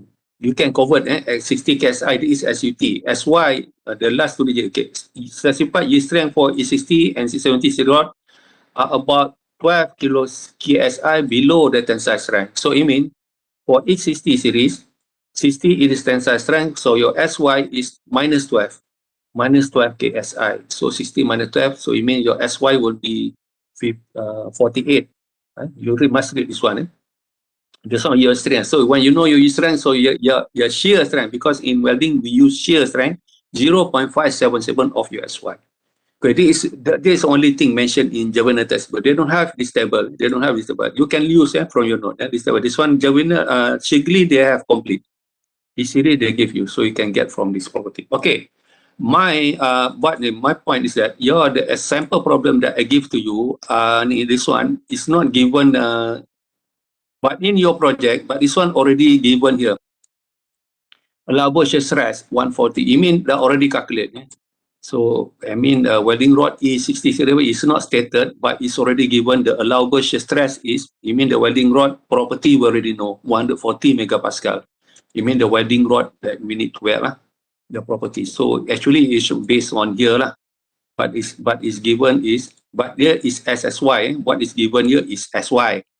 As limit 0.577 times 345. Actually, 0.57 times 345 is not 140, but this one is just assume 140 megapascal is your SY.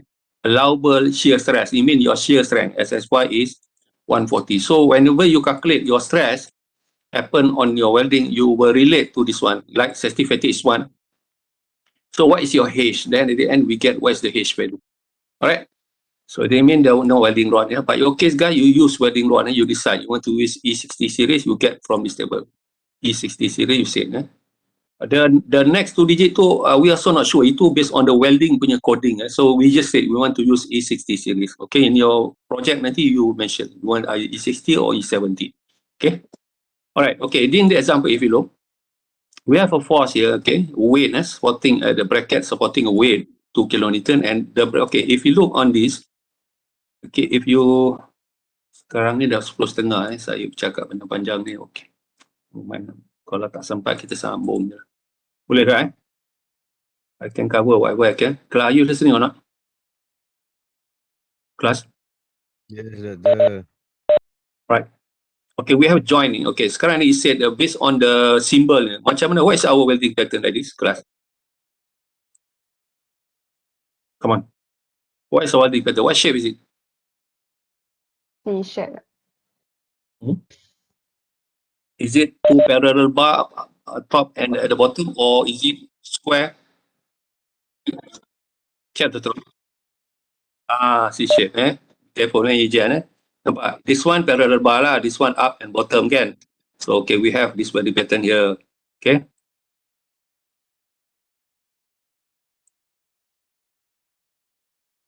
So I mean we have one. This symbol means up and bottom and at the back. At the back there, bottom there, welding. And this one mean one side only. One side.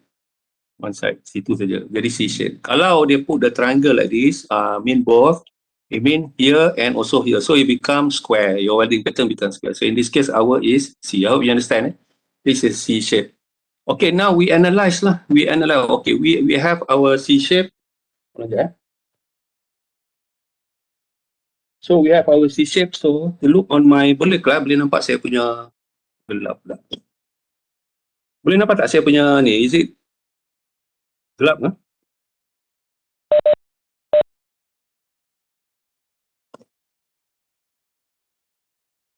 Hold on sekejap. Saya buka lampu sekejap. Hold on sekejap.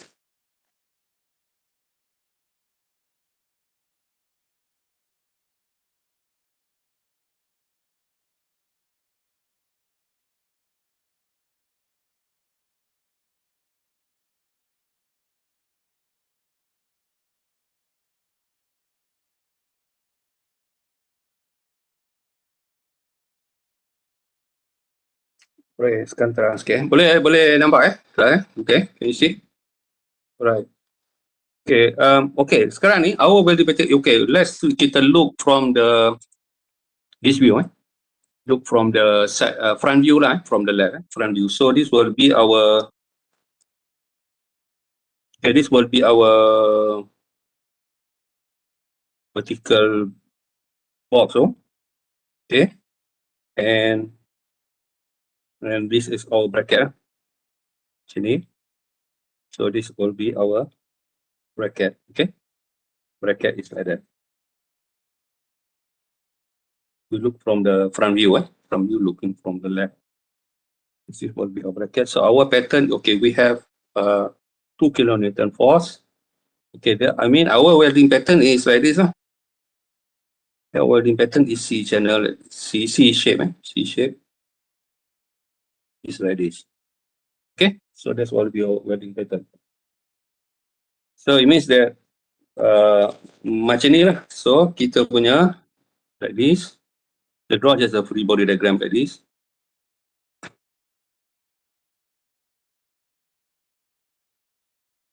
Okay, so ni our welding. This is our welding. Okay, first thing, the dimension already given if you look on the next question. So it gives that the B is 100 already. It will be a B. D, what is D value? D berapa?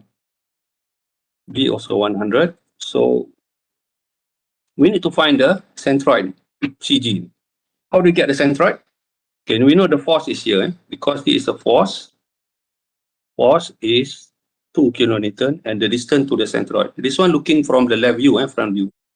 Centroid, your CG, center of gravity. Okay, so the distance from here to CG we need to find. So then we know what is the distance to produce torque, right? The distance we still don't know because we need to find what is the CG. Guys, are you listening or not, class?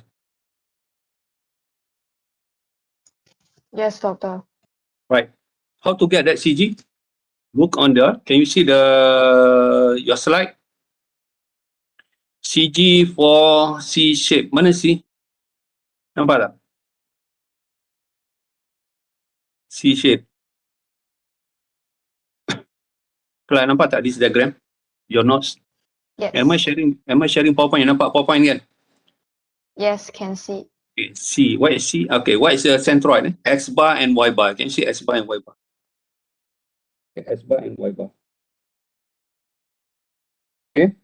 So what is our X bar here? X bar from here to here is X bar. You need to get the one X bar. X bar over. And this is Y bar. What is S bar? S bar equal to, can you see from your notes, S bar is B square plus 2B plus D. So what is the value? B is 100. This base, this depth. Can you see the dimension from here? B. D is your height. Sorry, D is depth to mean height. Distance. B is base. So our B and D is 100. Am I right? So our welding, based on the question. Class? Right? Yes. So B is 100 square plus 2 times 100 plus 100. So our X bar is 33.33. thank you. 33.33. Y bar? 50. Y bar berapa? Y bar is D over 2, right? Y bar. Look at the table. Y bar is D over 2. So 100 divided by 2 is 50. So this is your X bar. This is your centroid. This is your Y bar. Okay. So you know. So X bar here is. Can you see X bar? X bar here. Okay. From here to the end here is 33.33. So what is the distance from the force to the centroid? Look on the question. So the distance from force to the centroid, Robert. From force to the centroid. We already know centroid is here.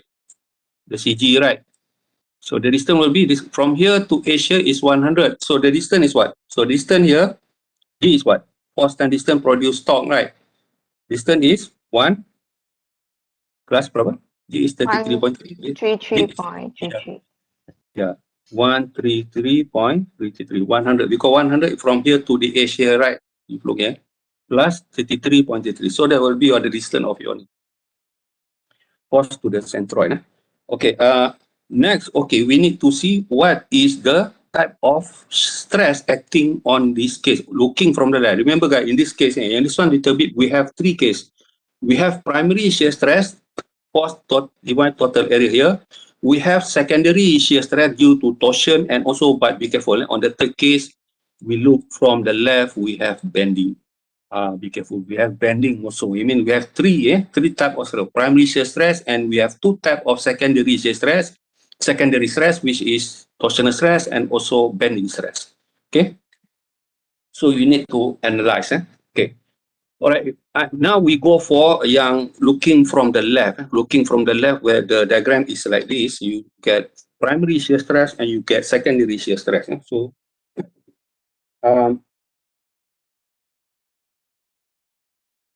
okay, another thing about the area just now. What about the area of the welding? What is the area of the welding before kita go for primary shear stress, secondary shear stress? Area of welding. If you look underneath, what is the area of the welding? Area what? Area of the, because remember primary shear stress is total force divided by area, right? Area of the welding. Area of welding berapa based on this table? Can you see this one? Area for C. Nampak kelas? Area? Kelas? Yes, doctor. 0.707 H. Why H? Because we are throat. Remember, throat, for throat, 0.7 H, 2B plus D. Because this one is B, D, okay, 2B plus 2B. Because welding ni kita based on H value, 2B, D is base, right? We have 2 base plus 1 D depth. Yeah, 2B plus D. Okay, 2B plus D. Okay? So area, but 0.707 H is because of the throat T. Kita be externalized actually based on the throat. T is 0.707 H.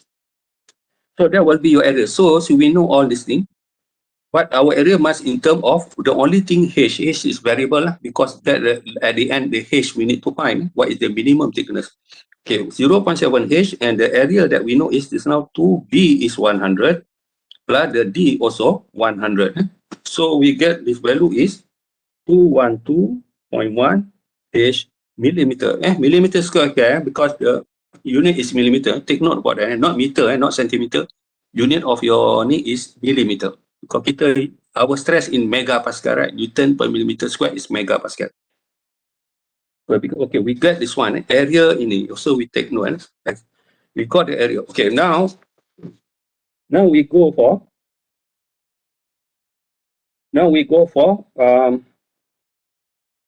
after that we go for what is the moment just now.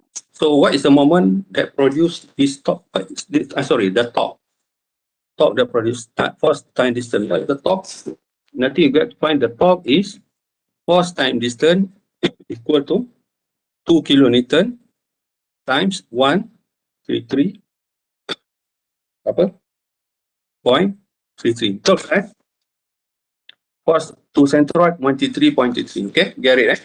Okay, that's the top, top. So we need to find the top. So your top is 266.66. Okay, be careful.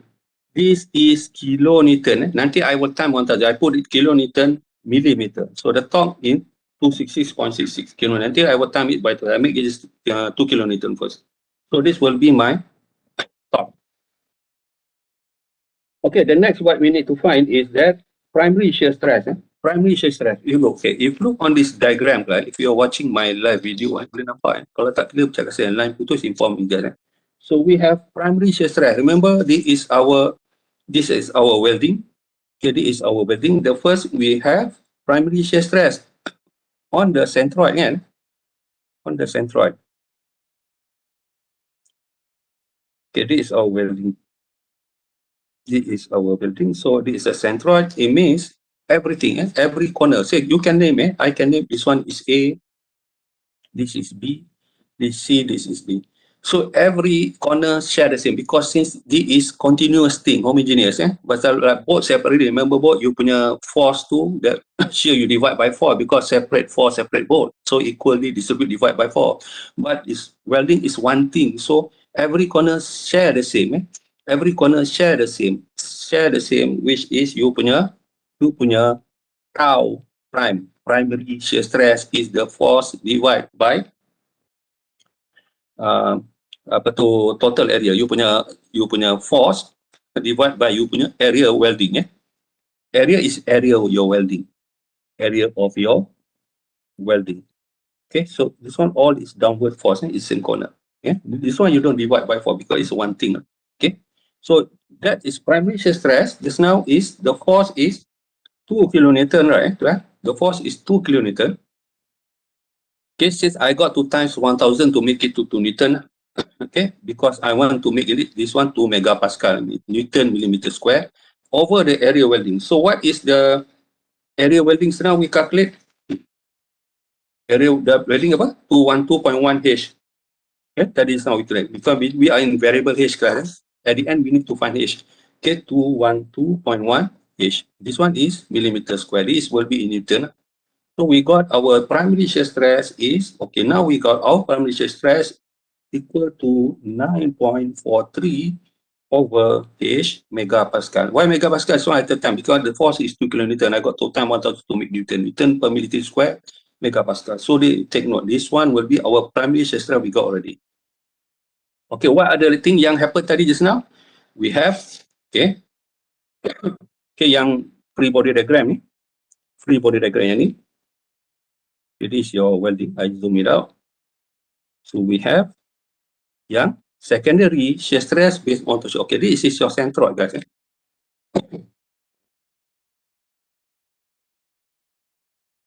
Okay, your secondary shear stress.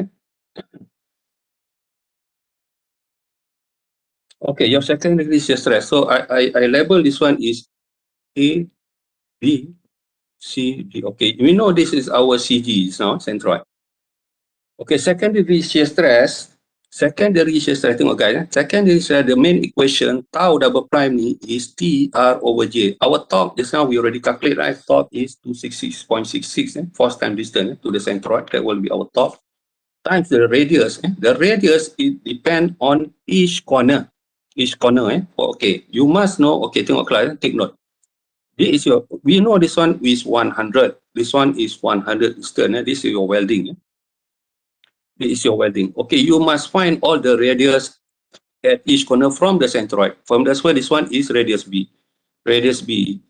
You can find it. Of course, you can know what is the radius A, what is the radius C. Radius A equal to radius C. Since A and C, radius A is the same distance because your centroid is more shifting to the left. Radius B is equal to radius D. Okay, your RA equal to RC, your radius B equal to radius D. Okay, to get each, okay, this be due to, because our force is acting like this, our force is acting this centroid, so it produce counterclockwise. It produce counterclockwise. So in at A ini, it seems what so we have this one is secondary shear stress, this is tau double prime at A. This is perpendicular to your radius. This one tau double prime at B. Tau double prime at B perpendicular to radius B. This is tau double prime at C due to torsional stress perpendicular to radius D. And this one is tau double prime. Sorry, D is tau double prime at D. Correction. Above this one is D. This one tau double prime at C. Which is perpendicular to radius. Okay, this is perpendicular to radius C. Okay, since RB and RD is the same, but RB is not equal to RA. RA and RC is the same. RB means tau double prime at B is equal value to tau double prime B, since the radius B is equal to radius C. So tau double prime at A is equal to tau double prime at C, because the radius is the same. Okay, tau double prime at A is torque. Just now we just calculate the torque just now. Okay, calculate. We already know the torque. The torque value is 266.66 kilonewton millimeter times the radius A over the J. J is the same. Tau double prime at B equal to torque times radius B over the J. Tau double prime at C is top times radius C over the J, and tau double prime at D equal to top times radius D over the J. Okay? So like that. So it means that, okay, this is due to secondary shear stress based on the torsion. So the vector is like this. But if we class line, okay, can you hear me? My live video boleh nampak ke? Yes, doctor. If we combine it, if you combine, okay, this is your welding just now. Okay, I make it bigger. This is your welding. You combine the vector just now. You combine the vector. Yang tadi we have primary shear stress. It means, remember, at A we have straightforward primary shear stress. This is your corner A. This is your corner B. We have primary shear stress. So we already calculate the primary shear stress just now is 9.43 over H. Primary stress over H. All is in term per H. This primary stress is the same. Not primary stress A, B is the same. Everything is the same. We have tau primary shear stress, and also at D tau double prime. So ini A, B, this is C, this one is D. Okay, plus this is your centroid, and this is your radius B, and your tau double prime ini. Tau double prime at B perpendicular to here, and here is from, this is your radius B, and this one is radius A. This one is tau double prime at A. This one I combine the same yang tadi, the same yang I explained to you, tau double prime at C. Now I'm going to show you combination of the vector. This is all perpendicular. This is all perpendicular. And this one, tau double, this is your radius C, and this is the radius D, and your tau double prime is like this, tau double prime at D. Okay. Okay, yang this one, first we have primary, all is straight downward, all is straight. Now secondary, we have this direction, this direction. Okay, class, are you looking or not? Are you listening? Okay, based on this vector, which one critical? Which corner is critical? A, B, C, D. A, B, C, D. Which one critical based on the vector? A and C. Yes, you are right. A and C. Okay. A and C is longer, right? It's longer. This will be total shear stress at A. This was total shear stress at A. Total shear stress at A. This one actually tau RA and tau RC sama, same value because they are same only. Ini also longer. Tau and C also have longer tau resultant. Nampak? Tau resultant at A and tau resultant at C is the same and has longest. But tau resultant at B, it is primary shear stress and go like that, and dia punya total shear stress is shorter. This tau resultant at B. And also at D is downward and goes like that, and the punya total vector is like this. This is tau resultant at D. So it's shorter. So we go for A and C. A and C. Okay, you might ask me, sir, what about since, but we must be careful, you must check, cakap. Tau at B, even the vector is shorter, but tau at B is much greater, and tau double prime at B is much greater at tau double prime at A. Are you listening or not? You understand what I'm talking about? Because the radius is biggest, right? Class? Understood, doctor. Understood. Tapi you got to double check. But this one I already calculated. Based on logic, this one longer, better. You got to double check. Since if we got the primary shear stress go downward, but this one it go downward, it make it shorter. But be careful, the tau double prime at B also ND is longer, it's much bigger value at tau double prime at B. So you got to calculate first. But I hope you understand what I mean. I want to make it shortcut to save time. So I already do the analysis. I already compare the vector because this one longer vector. So actually A and C is the critical, is the same situation. Plus dah 10.52 Alright, guys. So it means that, so I stop whatever I can. Lagi 10 minutes again. Okay.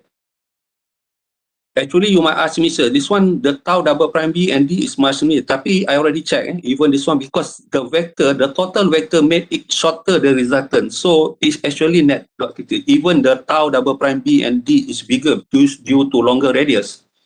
Well, we can remember, tau double prime B is to radius B is bigger and radius D is bigger than radius A and radius C. So it's okay. I already checked. It means that still the A and C is still because the vector is longer. Okay, even the tau double A prime at A is smaller value compared to tau double prime at B because radius is low.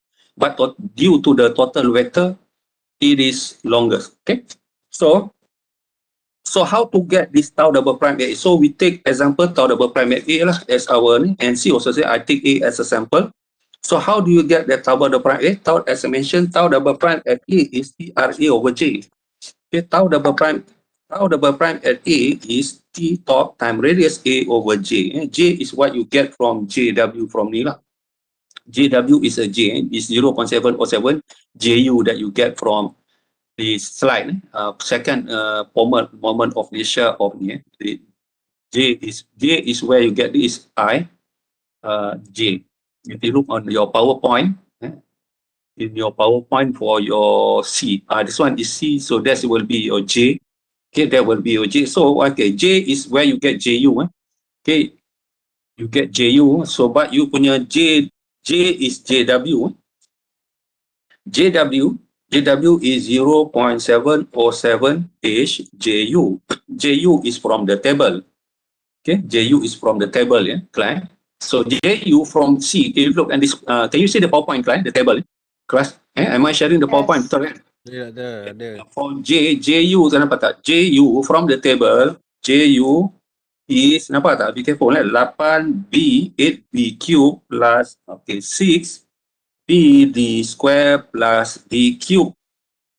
Dia panjang sikit lah. Over 12 minus B to the power of 4 of 2D is polar moment of inertia. That's why I don't want you to design your own pattern, nanti complicated. You take the pattern from the table lah, for your project. Any pattern that applies lah. Don't create. Macam L shape tu, sometimes they don't have it. Make sure you have C box section, this one. Okay, this is your JU. JU, so we know B is 100 and D also 100. So you just put the value lah. Okay, our B plus 6 times 100 plus 100 square plus 100 cube. This one over 12 minus 100 to the power of 4, 2 times 100 plus 100. So you get a shortcut, a shortcut. So your JU will be, hold on class, JU will be,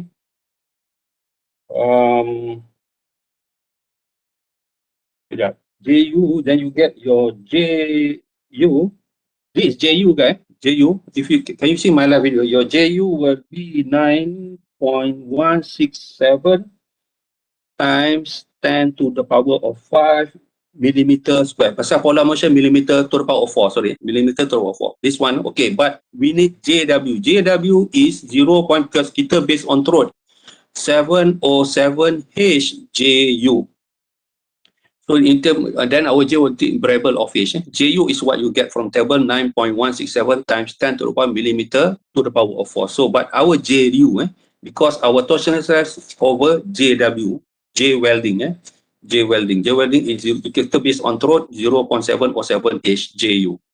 Okay, JU. So we times 0.707. So we got our J welding is 648.106.9 H millimeter to the power of 4. So this is our J. Okay, but now tau A ni, top we know. We already calculate the top to berapa tadi? Top is 266.66 km. But now is what about the radius? How you get the radius A? Of course, you can get radius A again, plus. How do you get the radius A?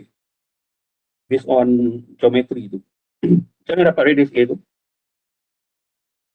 What is radius A? Macam mana radius A tu, plus? This is 100. This is 100. You know, A class. Tadi I make it bigger. Okay, you look my live video ni. Okay, this is your welding. I make it bigger. Tadi we know that the X bar is, be careful, X bar is centroid. X bar from here to here is berapa? 33.3 kan? 33.3. 33. So from here to H here is balanced because since the total is 100, the total is 100, our X bar is 33.3 to here. This is our X bar. The balance here is 66.67 because total here, the base is 100. So this, we are focused at A, this corner. Because this corner vector is long and so this, we need to find what is this RA. Okay, this based on geometry, of course, you can find. You will find it. So we know that the Y bar is 50, right? So this one also 50. This is 50. 50, this is 33.3. So you know radius. Okay, class, understand? Radius is 33.3 square plus 50 square root. So radius A, take note, correct? So radius A, we need radius. Okay, radius A is 33.33 square plus 50 square. So your radius A is 60.1 mm. Okay, 60.1 mm. Class, are you there? Okay, just to check, what about radius? Radius A equal to radius, so this A, this is B, this is C, this is D. Radius A equal to radius C. What about radius B? Just to check. Radius B is square root of 66.67 square plus 50 square. So 83.34. Okay, we calculate for our case, we calculate torsional at A. We calculate at A because I said it's not A is, I already checked it. You might ask me, sir, this one is bigger tau double prime. Tapi I already checked because in the total vector is short. Logically, A and C is critical. But I take example A is the critical. So tau double prime at A, just now tau prime we know already. Okay. Tau double prime at A ni, this one how we calculate that tau double prime at A is TR over J. Okay. So since so tau double prime at A is T times radius A over J, okay, over J, JW. JW, this one we already calculate JW. So torque is, this one what is torque? Torque we calculate, torque is 266. Torque is 266.66 kilonewton millimeter just now. Times ini kena, okay, 260. This one is kilonewton millimeter. I got to time 1000 to make it Newton millimeter times the radius A. Times the radius A is 60.1. Okay, times 60.1. Then ini time 1000, I want to make megapascal. It means Newton. Just now 266.66 kilonewton millimeter. So radius A 60.1 over JW. JW that we calculate just now 648,106.9 H millimeter to the power of 4 because this is you time kilonewton millimeter times millimeter, upper you have millimeter square, so you cancel out millimeter square, bottom is millimeter square, so it will be megapascal. So you got tau double prime at A is, so tau double prime at A is 24.73 over H megapascal. So this will be tau double prime at A. Just now we got tau prime at A just now. Tau prime at A just now we already calculated. Just now. Tau double prime at A is 9.43. 9.43. So tau double prime at A is ni per H. Tadi just now tau prime 9.43. Now this one 34.72. All is over H. All is over H. So we get the total resultant stress at A. Total resultant stress at A is now based on the vector.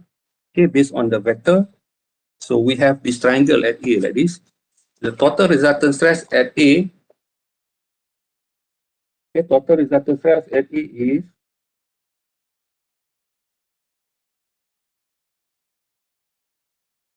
okay. Okay, we have at A, corner A, we have tau prime is like this. Here this is tau prime is straight down.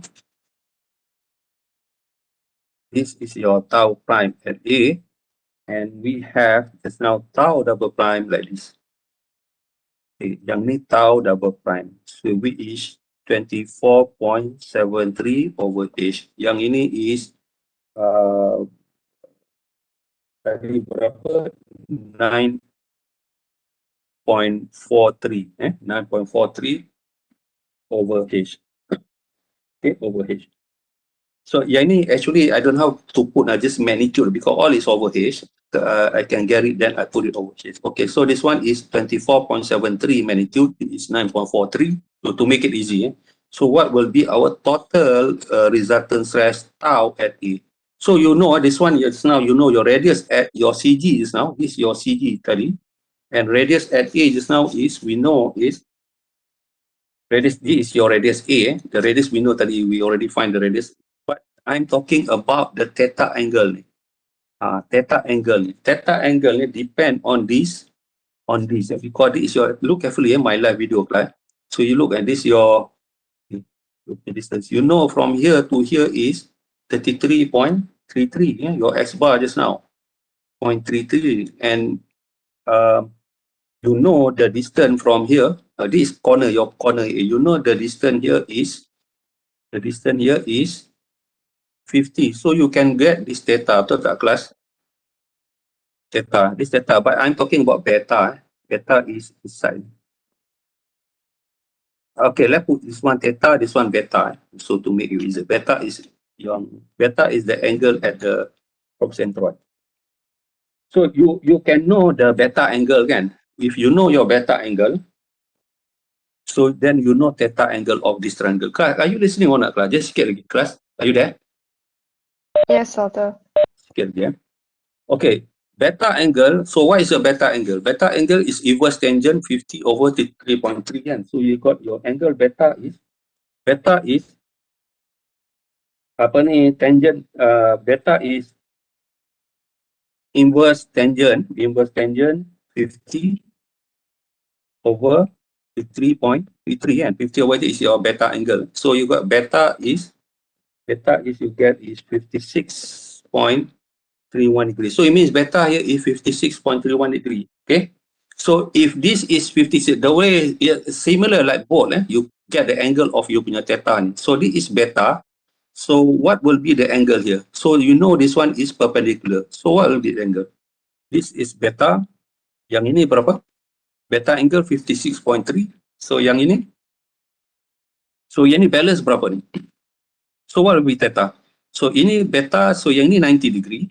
Okay, this triangle 90 degree. So this one will be balanced. 90. This total is 180 degree kan? So from here you know kan, what we call is geometrical shape. So this beta is 56. So this one plus 90 minus. So you got this angle, and minus 90 degree. You got this balance. Okay, so if this is beta, this one will become beta lah, betul tak Clive? Yang balance ni will be beta kan? Beta. That one will be beta, the balance beta. So you got your beta, you know. So I don't have time to explain. This one you know. So your angle beta, theta, sorry, this one will be, theta will be is 123.69 degree. That's your theta. So your triangle ni. So you calculate the formula of cosine rule, of your cosine rule. So this one 9.43. Here is 24.73. The yang tau double prime. This is your total tau R tu. So yang ini theta. Theta we know is 123 to 3.69 degrees. So we can get total resultant. Total resultant stress is 9.43 square plus 24.73 square minus 2 times 9.43 times 4 times 24.73 cos 123.69 degree. 3.69 degree. Okay, square root. Okay, square root everything. That's cosine rule. So you get your theta will be, total resultant will be, because this all over H, guys. This small over H. This one I just make it simple. This all over H. So your total resultant is, after you get total resultant is 30.97 over H megapascal. Okay, Clark, we don't have time now. Kita sambung on the I thought I want to make easy for you to not we don't have class on Thursday tapi kena sambung lah. Okay, in this case kalau you don't have bending, that's it. In this case, kalau okay, this is your total data. In this case, like my example, it means you don't have bending. So it means your vertical box section. Kalau you punya case, you don't have bending. So you it mean like this is your bar like this. This is yang just your force is just like that. And this your, if you look my live video, this one they don't have bending. But we have another second part. Bending, bending looking for that. I think we don't have that. I have to continue on Thursday. So in this, if this is your case, this is your centroid, that is your total resultant. We have A, B, C, D. So at A2 will be, that's total shear stress. In this case, we don't have any. I mean, you have simple at this part. But actually, we have bending. We have to combine both. I think we don't have that already. 11, 9. Okay, this is total resultant force. Kalau if this is the case, so that is will be your total resultant. For total resultant shear stress at A is critical. So you punya safety factor is 1, is your allowable shear stress over your total resultant at A. So it already given in the yang in this kalau welding rod you tengok SSY value yang this one already 140. So 140 over 30.97 over H megapascal. So you got your H is berapa? Tapi is this not we are not yet done because kita tak convert. I just mentioned to you lah. Kalau you just plain like this, you can get, so what is your minimum thickness of your H? Okay, so you got your H value is berapa? Sorry guys, taking our time. Welding ni little bit panjang sikit compared to bone. So we continue.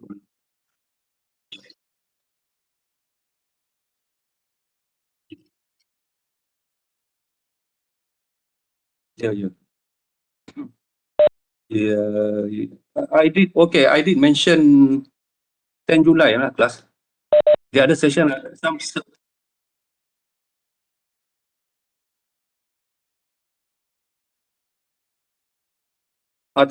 In the WhatsApp, somebody already asked me. I already pointed out 10 of July.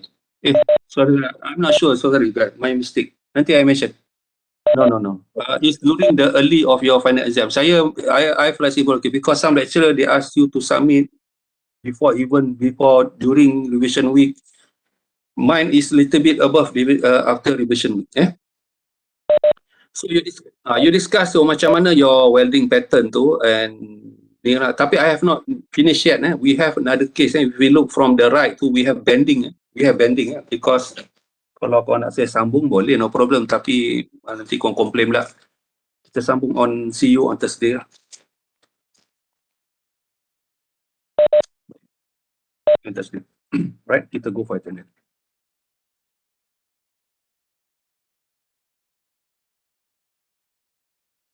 Pola siap.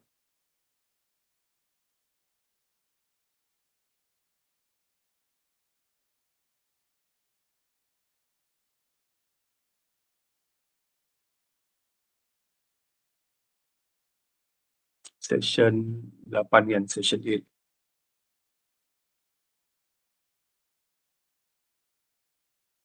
Hold on.